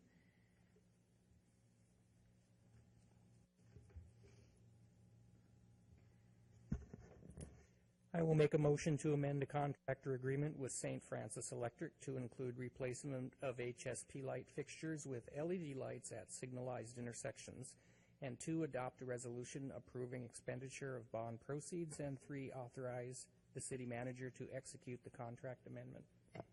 Second. All right, so motion by Councilmember Reinars and a second by Councilmember Wilson. Please vote. Motion passes unanimously with Council Members Reinars, Hussey, and Wilson voting yes, Mayor Pro Tem Robles voting yes, Mayor McNabo voting yes. All right, thank you. We'll move to item 7, which is council selection from alternatives to fill city council vacancy or order special election. May we have staff report, please? Yes. Thank you, Mayor. For the record again, G. Harold Duffy, the city manager. This item is to talk about the process for filling the city council vacancy that will be left when Councilman Reinars is finished tonight. And so what we have before us is I have a kind of a chart here. The council has the complete version, but this chart basically kind of walks us through the process. So Councilman Reinars was elected on 11/8/2016, and his term was to expire on 11/3/2020. Councilman Reinars actually served 350 days.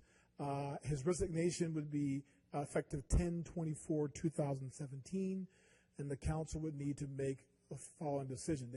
They could fill his vacancy by appointment or call for a special election. They have until 12/23/2017 to do one or the other. If the council decides to call for do an appointment, that person would be appointed up until 11/6/2018. And that would be the time where the general election, where the mayor and 1 4-year council term would start. So that person would be appointed from that time to 11/6/2018. If the council calls for and that runs out, and then that person would win that election, or someone would win that election, and then they would start all over again in 11/3/2020. Okay? Any questions on that so far? All right, so the next step would be if the council called for a special election. That election would have to occur during the primary June 2018, and there would be an additional cost to the city. They would make us pay a special election cost. That term would expire again on 11/3/2020 if you call for that election in June 2018. So those are the options that the council have before them, one to do an appointment or to do a call for a special election. If the council decided to do an appointment, we would open up the applications on October 30th, and this is just a recommendation on my part. Obviously, the council can put in any dates that they'd like.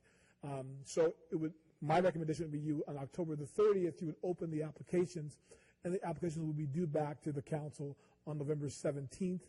They would be back to the city clerk's office. The clerk would then take those applications, and we'd have interviews and an appointment on November 28th, 2017. And as I said before, that's just some dates. I was looking at the calendar. We can certainly move those around. The council is only going to have 2 additional meetings this year, one on the 14th and another one on the 12th, December 12th, 2017. And we're allowed to do this at a special meeting, correct? And I believe they are allowed to do this in a special meeting, yes. And that's just yes from the city attorney. So November 28th, is it Tuesday? I believe, It's the Tuesday after Thanksgiving? yes, it is. All right. Any questions of staff at this point?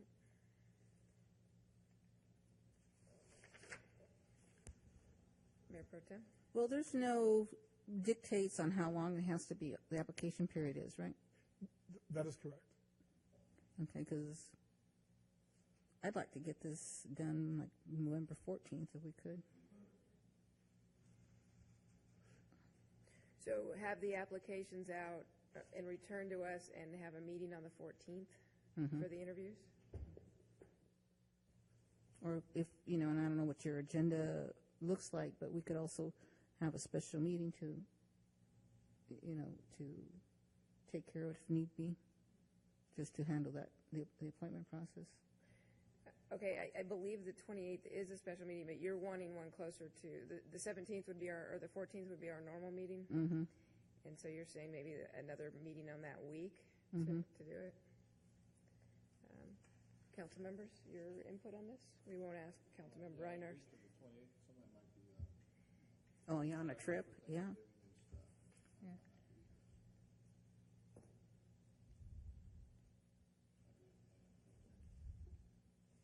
Thoughts, Mr. Wilson? I'm satisfied with the schedule we already established. When having the meeting on the 28th. That is correct. Okay. Do you have any objection to including it in our November 14th meeting? I've already made otherwise arrangements, so I just assume see it happen on the 28th. Okay. You won't be here on the 14th? No. Okay. All right. So as it is, our meeting on November 14th will be 3 council members. So. Okay. Well, are both of you open on the 28th, or we could push it till the next week? No, I mean, I have to defer to Councilman Wilson if that's, he already has something, then we have to go the 28th then. Okay. So you can live with this schedule? Okay.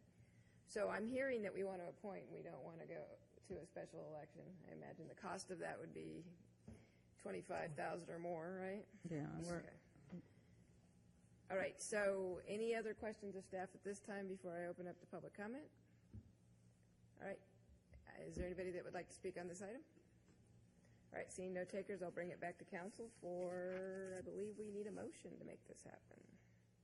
Or can we just give direction? Do we need a motion? I think a motion would be. Okay.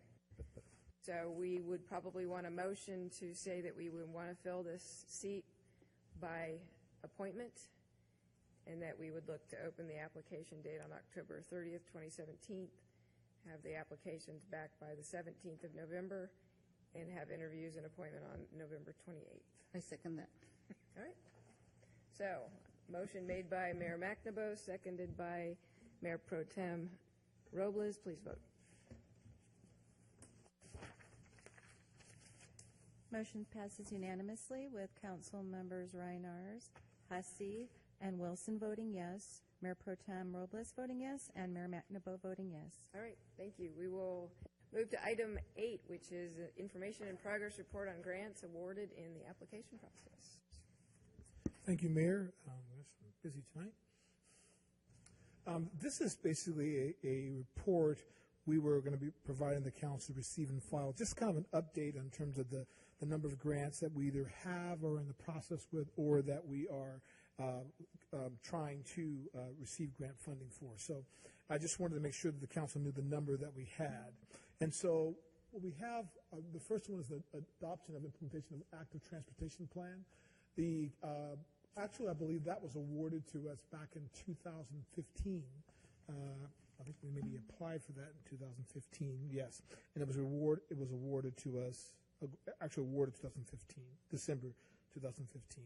And so this grant really is kind of creating mobility throughout the city of Grand Terrace, through the active transportation, walking, and riding bikes. So what this plan is basically it's a grant allowing us to develop that, and from that grant, we would then be able to have concrete projects which we can apply for other grants throughout the state.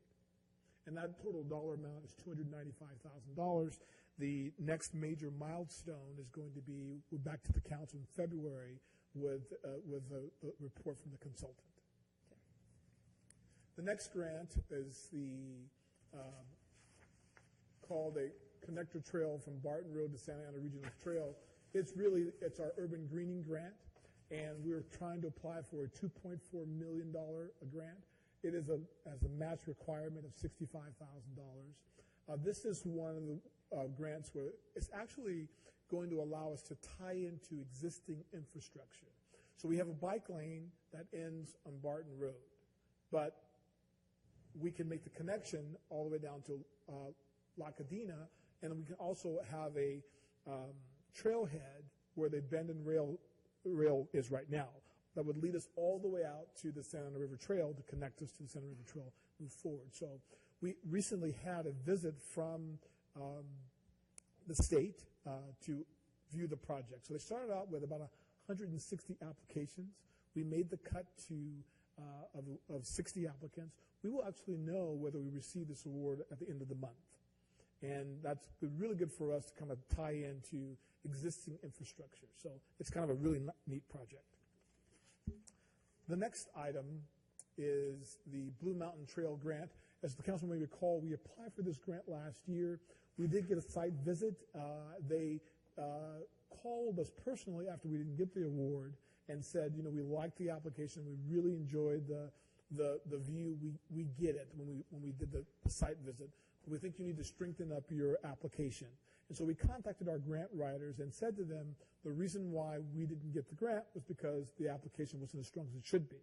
And so the grant rewrote the grant for us this year, and we recently applied. We should hear about this one in March of 2018.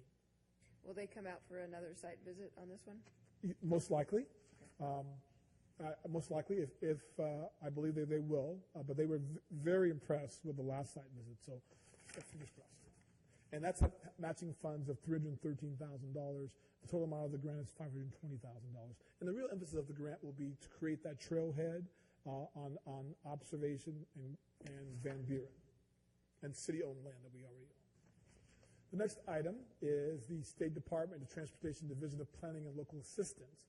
This is a highway bridge program that we already received the grant, $3.5 million, to replace the existing bridge going toward La Cadena. And so because the railroad line is abandoned, we are actually going to be having an elevated road there in that place. And so Colton right now is working on the preliminary design. This came before the council maybe at the last meeting. We should be getting some information back in December 31st from the preliminary design. And we do have the notes. And if you look in your report back log, we did note the various items you guys talked about this project last week. The next item is the State Department of Transportation Division of Planning and Local Assistance. This is the Mount Vernon Corridor, the safety program, where basically at all the intersections of Mount Vernon we'll be adding safety features to ensure that pedestrians can walk in safety and harmony with vehicles. So this grant amount is $435,700. There's zero matching requirements. We expect to come back to the council in December. I have a question on that one. In the packet on 117, you have preliminary engineering December 31st, 2018, and then you have final construction documents July 31st, 2018, construction December 31st, 2019. When will this project be done? Okay. And then on your slide, you said you have preliminary engineering December 31st, 2018. Hold on. Excuse me. Alan, you want to comment? Maybe I messed up the slide. Yeah. The preliminary engineering should be the December 31st, 2017. This year. And then the project will be completed by when? in 18? We're shooting for July 31st, 2018. Yeah, so in the packet, on packet page 117, that's the actual date, July 31st, 2018. So the construction, December 31st, 2019 refers to what? It's item number 5 on the milestones in the packet. That would be the final construction documents, I'm sorry. So the documents are done July, Okay. then we go to construction through December. It's going to take a year and a half for construction? That would be, 2019, yes. Yeah, that seems too long. Well, yeah, Yeah, it does seem quite a length of time. for Do you that think it might be construction. December 2018? I'm thinking it is 2018, Okay. Mayor. So Yes, this is you're a right. quarterly report. We'll come back with an update on that and make sure that we tie in those dates. All right, thank you. Next item is the Mobile Source Air Pollution Reduction Review Committee. It is the amount, the grant was for $50,000. This is a clean transportation grant. We received notice this last couple of months that we had received this grant allocated to us. Our overall goal is to create charging stations or modify existing charging stations to be usable for today's products. And so we expect to have this item completed.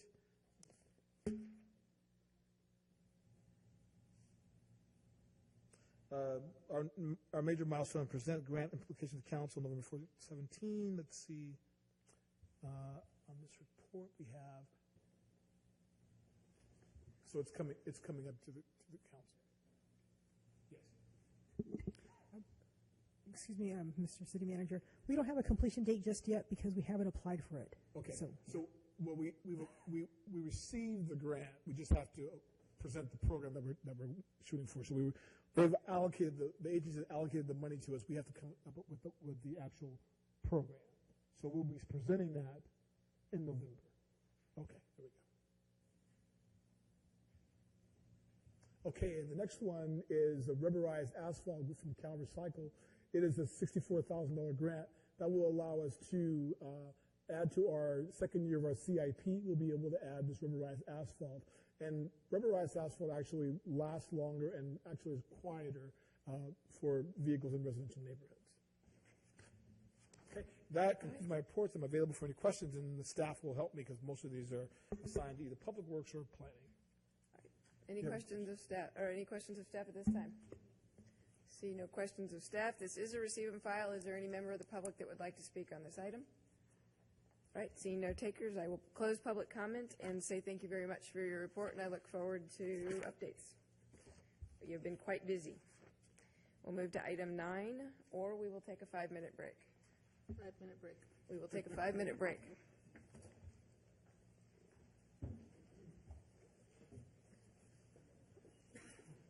I was trying to say thank you very much for your report, and I look forward to updates. You've been quite busy.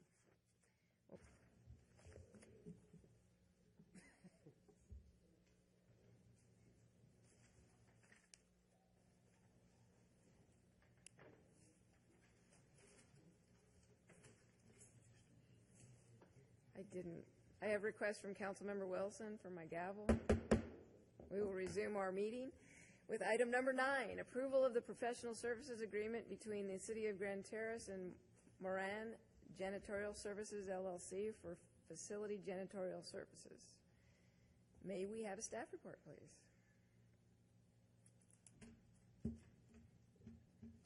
Mr. Alan French, Public Works.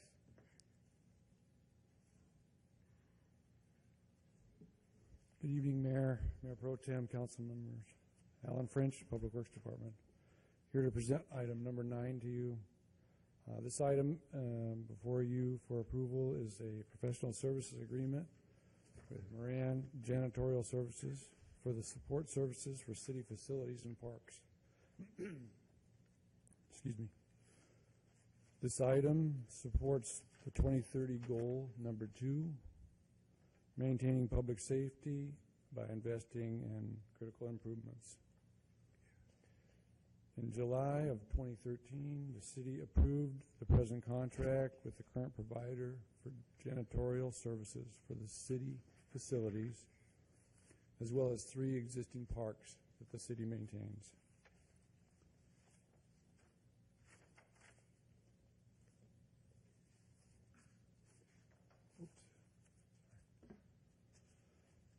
The city reviewed the current contract and wanted to add some services as well as to provide an expiration date of the contract, which does not currently have one. A new contract was drafted to include an additional weekday, since the city is back to 5 days a week at the facility. We also added a once per week bathroom cleaning for the annex building. We also added an additional weekend and holiday restroom cleaning for the park facilities. The contract also was limited to 3 years with 2 one-year extensions.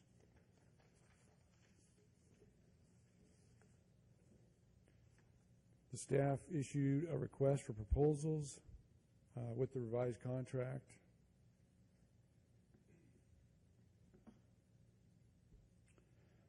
As you can see, the city advertised for the services in September and received 3 bids as shown.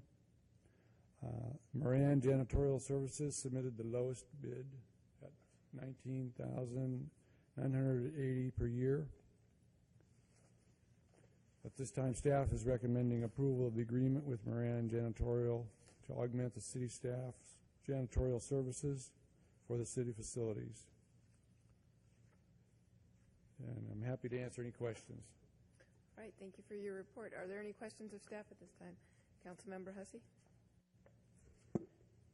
So we're giving our janitorial contract authorization to open the parks then? Is that what we're doing? 'Cause The janitorial service that is part of the contract is to open it every weekend and holidays. Is this new? No, sir. They've been doing that for some years. Oh, because I remember recently we had a resident got a hold of us that the park wasn't open on a holiday, so I didn't know. Yes, I didn't know they opened the parks. That's under their contract, yes, sir. And I think that was just the most recent holiday because it's a quasi-holiday. A lot of places don't have it off, but government Correct. agencies have it off. Okay. I just wanted to know about that. Thank you. Any other questions of staff? All right, seeing none, I'll open it up to public comment. Is there anybody in the public that would like to speak on this item? Seeing no takers, I'll bring it back to council for consideration of a motion.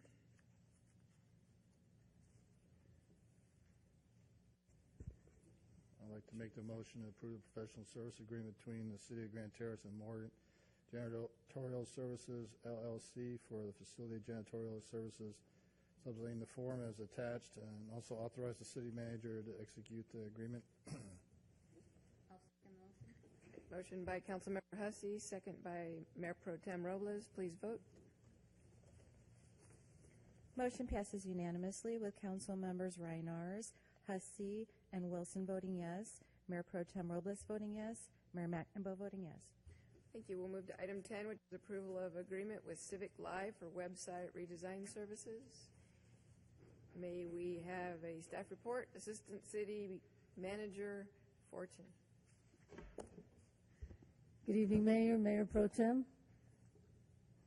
Before you tonight is the consideration of a staff report to approve an agreement for the redesign and maintenance of the city's website.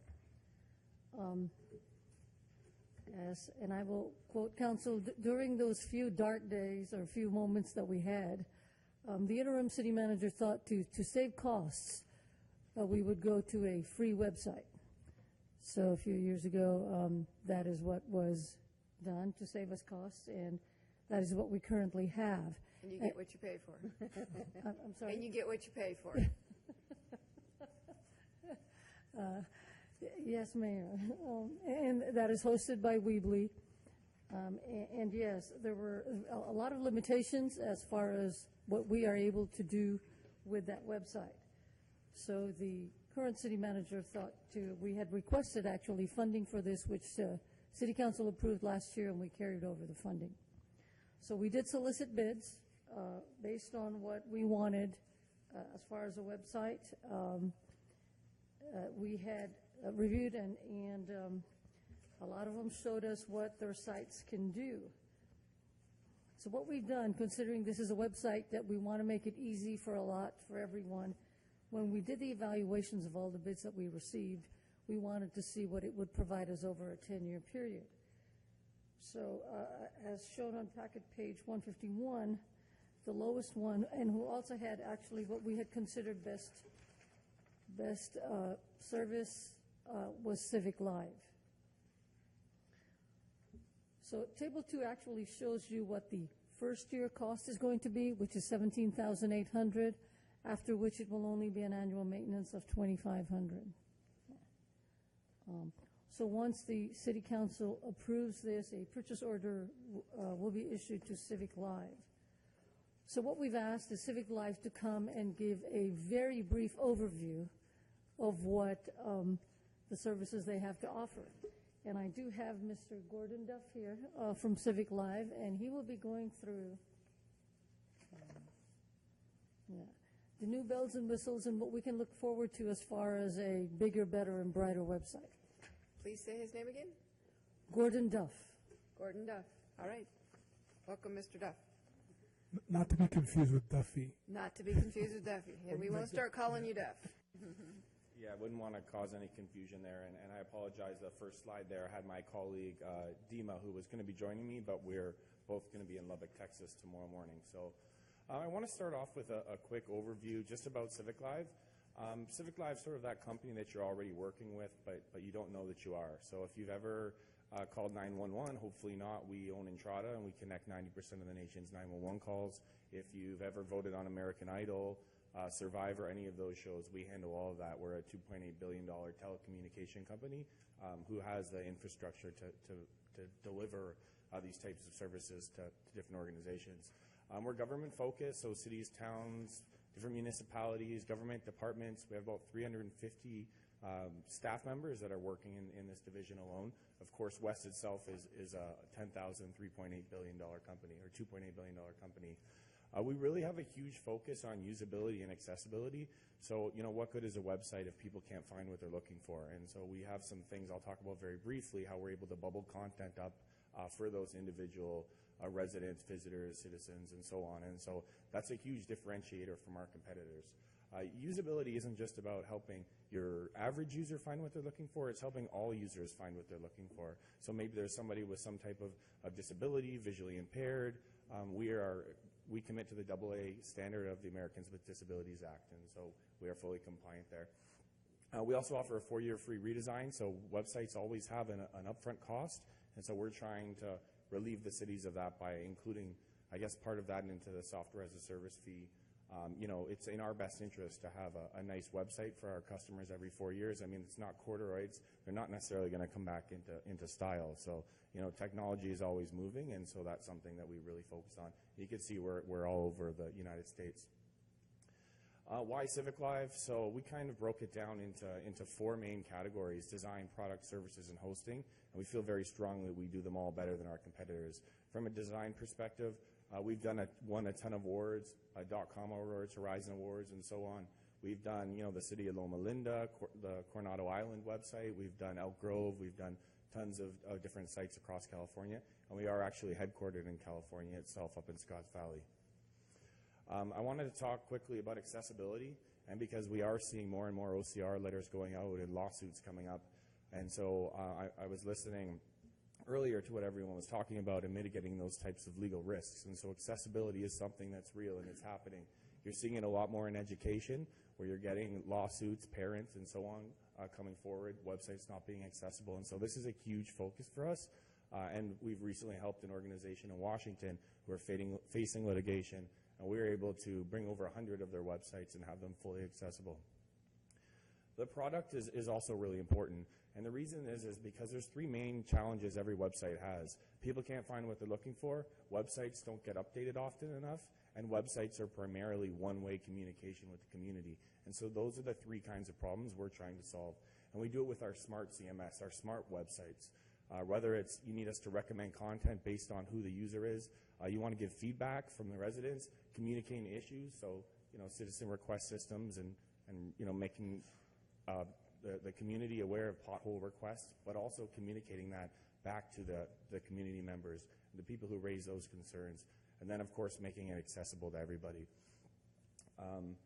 The next is services, and so we definitely don't have enough time to go through the whole smart work methodology here, but this is sort of what it looks like. A couple, I think, key points here is that we have a 100% design guarantee. We're going to keep working with you until it's a beautiful website that you love it and you sign off on it. We have unlimited training, so there'll never be a cost, if there's any turnover in the organization and you need someone else to learn to use the website. Those are free, unlimited, and you just ask and we'll do that for you. We also handle all the data migration, so you have quite a few pages on your current website, so we're going to bring that all over for you, reorganize it, and reorganize what they call the information architecture, the actual navigation, and make sure users can find what they're looking for. Timelines can sort of vary. One thing that's really nice about working with West Corporation, about working with Civic Live, is that we have the manpower to make projects happen faster if need be. And so although we're looking at a 6-7 month time frame here, many of our customers have some type of time constraint and ask us to expedite it slightly. So that's something we can do if there's certain time frames we're trying to deliver on. As far as support, we're happy to support any of the members of your team that's using the website. We have our response times and our uptimes are all SLA backed. So meaning if we take more than 5 minutes to have somebody on the phone, they are helping you immediately. You start receiving money back. And the same thing goes for our uptime guarantee. We commit to a 99.9 uptime guarantee. If we're less than that, we'll start paying money back as well, and that's all built into our SLA. Lots of different ways to access our support team, but also important to realize that it's 24/7, 365. The final pillar, sorry, I'm just trying to get through this so I don't take too much of your time today. The final pillar is the hosting. And so again, when you talk about an organization that owns Entrada, that connects the 911 calls, I mean, you can't go down. It's about having a powerful website that is functioning and working. We do updates annually, quarterly, and then of course there's always patches as needed. Any downtime would always the city would be made aware, and that would be fit within our 99.9 uptime guarantee. As far as hosting is concerned, we have 14 nationwide web server locations. So they're all tier 3, tier 4. So literally they fly a helicopter in with fuel to run it in the case of a power outage. Those types of fail-safes and redundancies are all built in. As far as security is concerned, DDoS attack, for anyone who's never heard of it, it's essentially when a computer hacker gets maybe 10,000 computers all at the same time to ask a request from your website. Well, that takes down banks, that takes down Google, that takes down tons of different systems out there. We have just about the best firewall money can buy. We offer 1 terabyte connections and 1 terabyte DDoS prevention. And so for what that basically means is on the scale of what Google, Amazon would offer. So we're talking about some large pieces of powerful technology. A few cities I just mentioned: Sierra Madre, Loma Linda, Elk Grove, Coronado, but we do serve tons of municipalities across Canada and all of North America as well. And in 7 or 8 minutes or less, that's all I had. Is there any questions at all? Any questions of Mr. Duff? No questions. All right. Any questions of staff this time? Very, very good presentation. Thank you so much. Very brief, to the point. I will open it up to public comment if there's anyone that would like to say anything on this item. Seeing no takers for public comment, I'll bring it back to council for consideration of motion.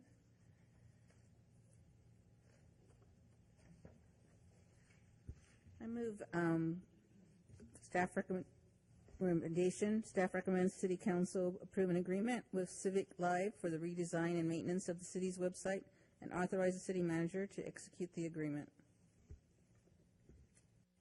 Second. All right.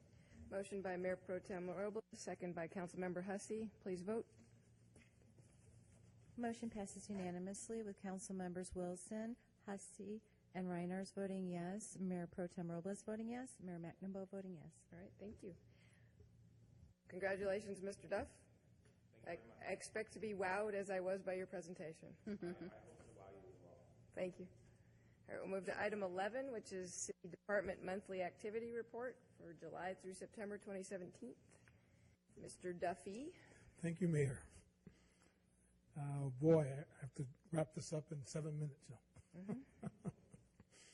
Mm-hmm. Mayor and Council, This is really a way in which we are trying to kind of quantify what we do with the taxpayers' money and kind of let the council give an insight so you can understand exactly what's happening in every department, and we can improve upon this as we go along, as we update the council on a monthly basis.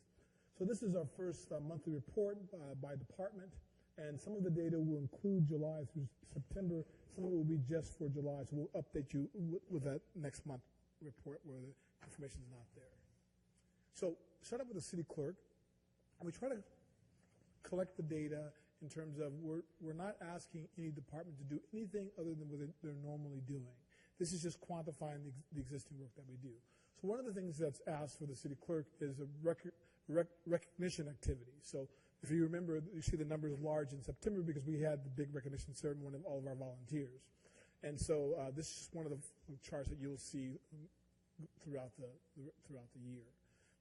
It talks about certificates of acknowledgments for pins, certificates of recognition pins, and so on and so on. The next item is a records request summary.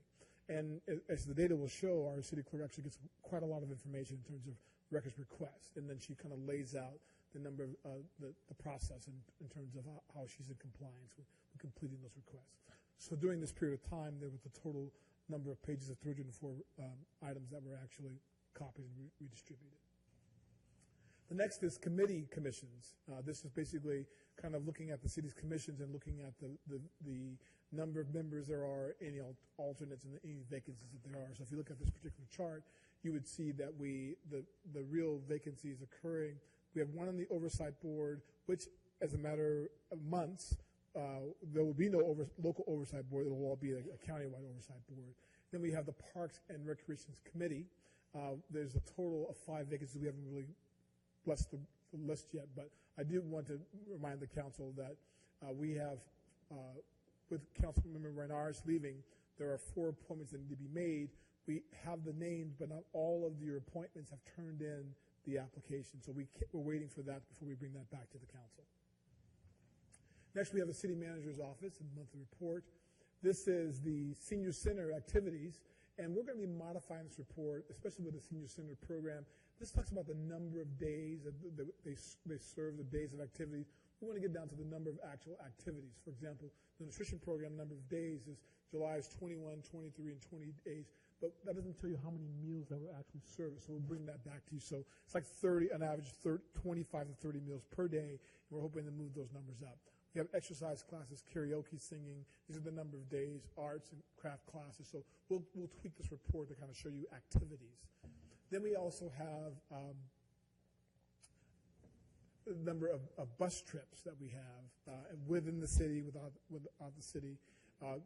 Activities that are located in the city, being we have point-to-point collection, and then activities where we start from the senior center and we take them to various places, like the Redlands Bowl, to Walmart, to Ross, and the library, and things like that. So we're categorizing these. What's really important is that based upon the grant that we have with Omnitrans, we actually need to show that the ridership is at a level that it's actually economical.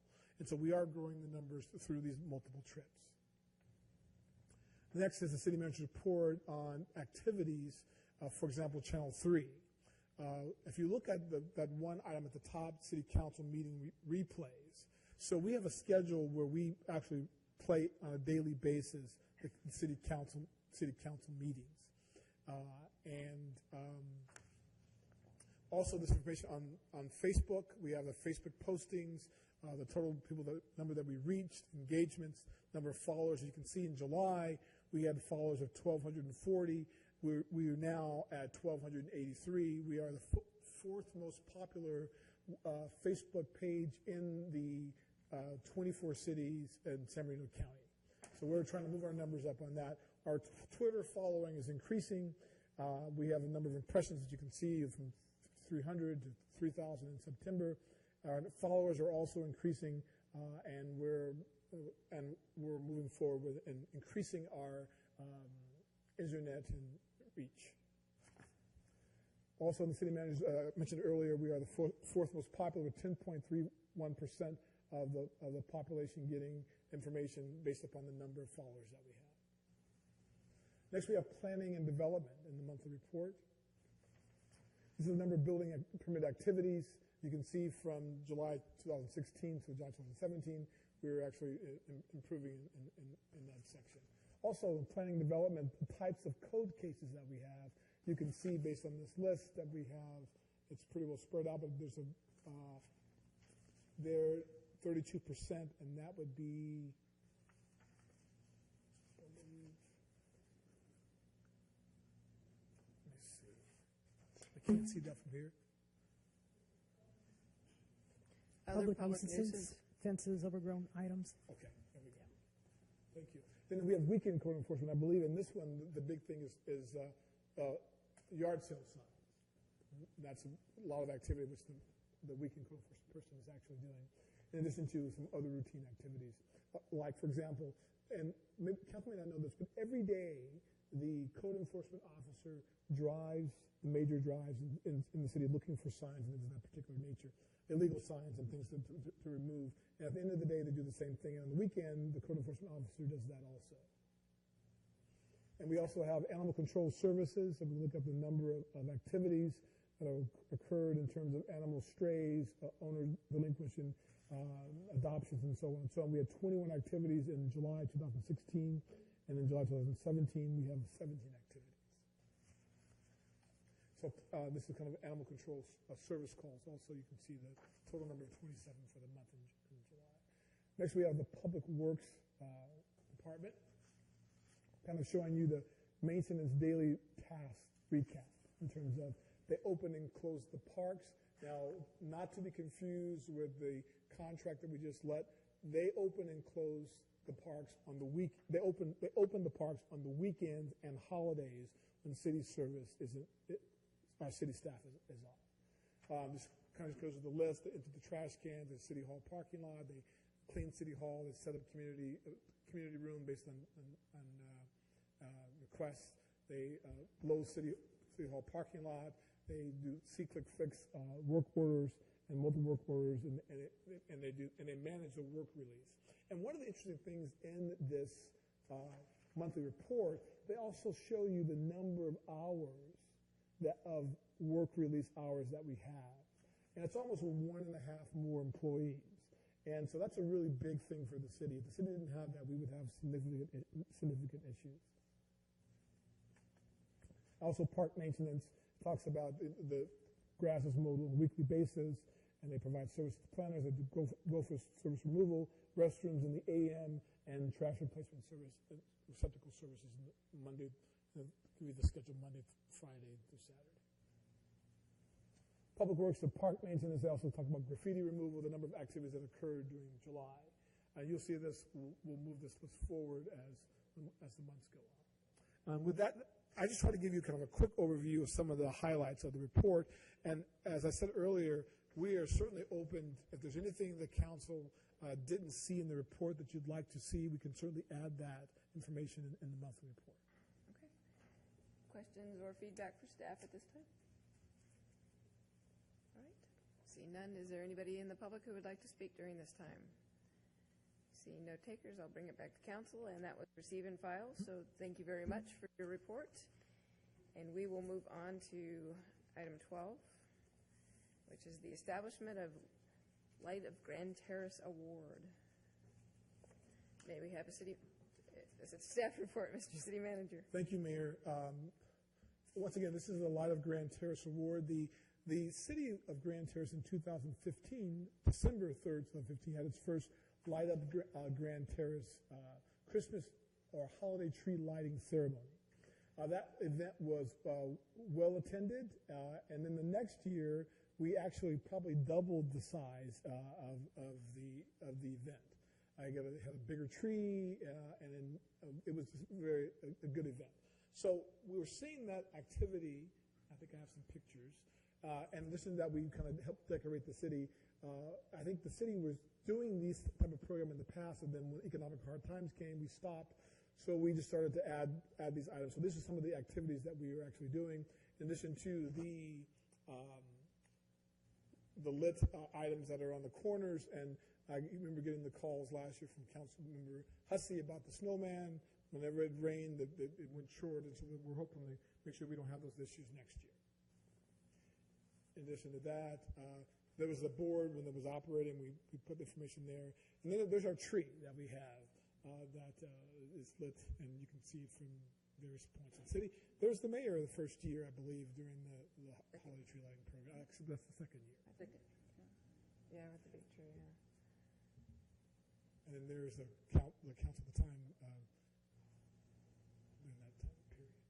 Okay, so then this is the second year. We actually started to develop more of a robust program where we had schedules and events and a stage and we had multiple activities.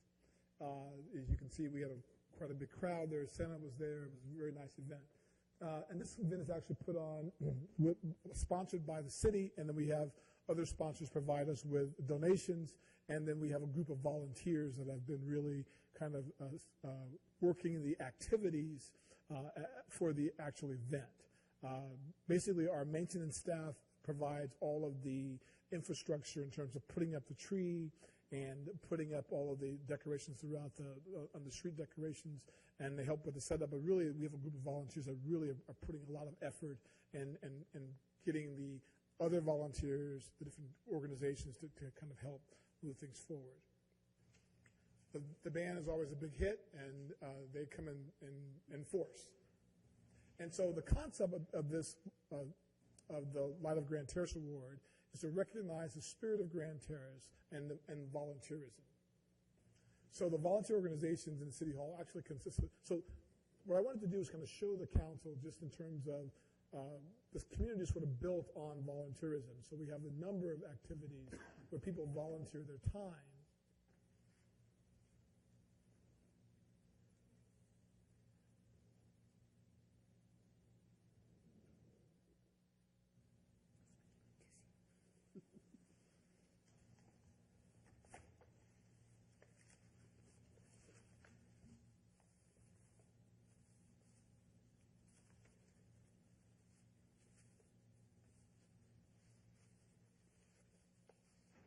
And so this is kind of a list of all and this is probably not the complete list. I can guarantee you that there are other groups that that are out there that are really, people are volunteering their time to make sure that people have opportunities to enjoy the city and create different opportunities.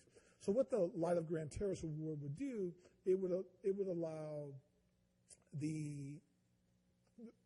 basically the council would establish a Light of Grand Terrace Award. Then we would sit down with some of the volunteers on the committee, the Tree Lighting Ceremony Committee, and we would put a posting on our Facebook page, and we would allow people to nominate someone to be a Light of Grand Terrace, one or more individuals to be a Light of Grand Terrace. The committee would then sit down, the 2 council members and the 3 volunteers from the volunteer committee would sit down, and they would then decide the person that would actually be that Light of Grand Terrace. In addition to that, what would happen is the program originally called for us to give that person an opportunity to donate $500 in their name to a specific organization. Now, after checking with the city attorney's office, we're okay, but it becomes a bit of an issue where, for example, the Lewis Group might give us money for the tree lighting program. But that money was given for the tree lighting program and not necessarily to really be given to somebody else in somebody else's name. Because because this Light of Grand Terrace is a part of that program, it's a slippery slope, but we're okay, but it would be better if the money went directly, if the Lewis Group or another agency wanted to do that, they would donate in the person's name without it passing through the city. So that's the one challenge that I had in moving forward with this. But so I kind of think I'll outline what the goal is of the program and the nomination process and what the final intent is to be in the very end. And so with that, I'm available for any questions the council might have. Questions of Steph? All right, I'm going to express my discomfort with the $500 right up front. I don't think that should be something that comes from the city. I think if there's a private entity that wants to to award a $500 donation, I think it should come from them and it should be their award, especially if they're going to name a recipient of that award, and that could cause compromise as well. I think the way that it looks with the money coming from us, giving it to somebody, even if it comes to us from a private entity, just the whole optics of it, and then to be able to continue that on in the future if we don't have that donation, it just is difficult to maintain. Mayor Pro Tem. I agree. When I saw this, I just thought it was just a bit much. I think it's just kind of going beyond what our role is, and so now hearing, that we're kind of on a slope, I'd rather just not be on a slope. I'd rather be back to where we were. And then as far as choosing one person, I don't want to be on a committee that has to choose that one person. I would rather send it out to each of the organizations in town and have them nominate somebody from each of their committee, and then we recognize them through our process of recognition that we already have set up through the city. That would just be my suggestion. Yeah, because I'm comfortable recognizing a group, but individuals, it just gets to, I don't know. I'd rather not be in the business of it at all. Okay. Councilmember Hussey? No, I agree. Okay. Councilmember Wilson? No comment? No comment. You think it should be $1,000 donation? Personally, no, thank you. Councilmember Reinhardt? All right. Mr. Duffy? Yes. So, Mayor, based upon the council's comments, and if we were to go through the city's recognition program and contacted the various groups and said, would you like to nominate a member of your club to be recognized at the lighting ceremony? Is that a process you guys are comfortable with, or are you not comfortable with? I'm comfortable with that process, Mayor Pro Tem. I would just like to have it to be a fun evening, but not a lot of. Not a lot of awards. Yeah. I agree with the Mayor Pro Tem. We're taking away the whole reason why we're having this tree lighting ceremony. We have our recognition days for the volunteers and stuff, so it's just stay on path, and I think it's a really good event, and we're getting stronger and stronger turnout. Okay. Any other comments? All right, so thank you for the idea. All right. Right? Mm-hmm. All right. And so we will move on to item 13, City Hall closures during 2017 holidays.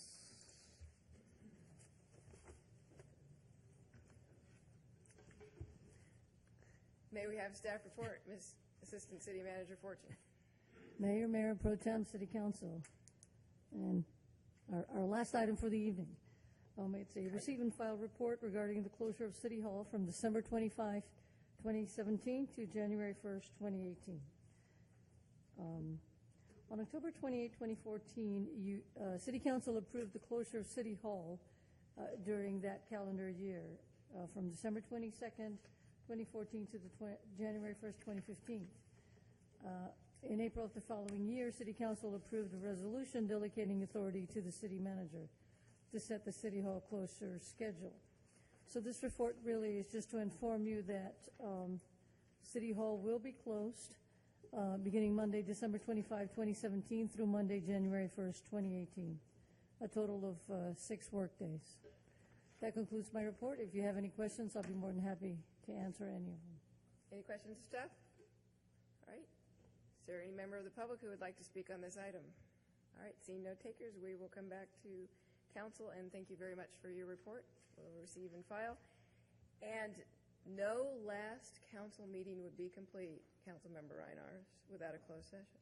But we will get to that after Mr. Duffy gives us his report.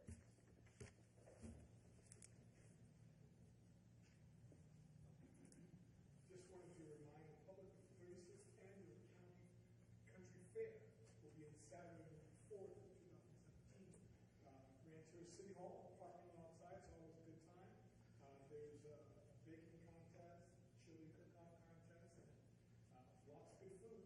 it's a really good time. We had a really good time last year, and so we certainly encourage the public to come out for that, and we'll start getting email blasts into that in the following week. Remember, it's Saturday, November 4th, 2017, from 9 a.m. to 3 p.m. Thank you very much. All right, and that's it. Okay. So I will thank everybody for being here tonight and for their input. Once again, congratulations to Walt and Monique Stankowitz on their retirement, and thank them for their many years in the city.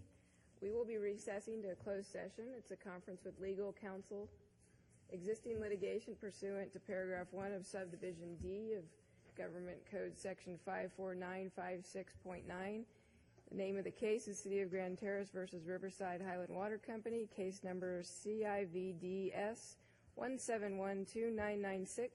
I will be recusing myself from this closed session since my husband is a board member on the Riverside Highland Water Company board, and so I will turn the conduct of the meeting over to Mayor Pro Tem and wish you all good night. And Councilmember Reiners, best wishes to you.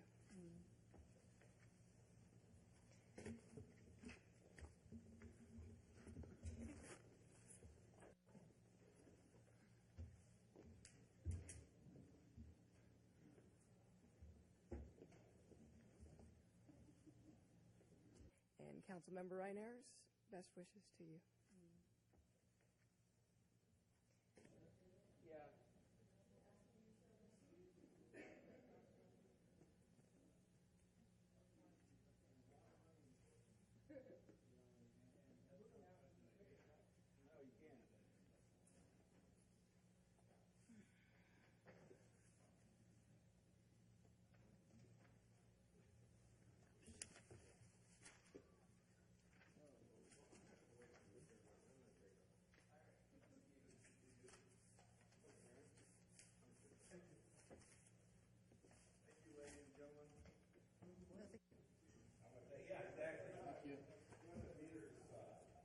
Thanks for working for Pro Bono.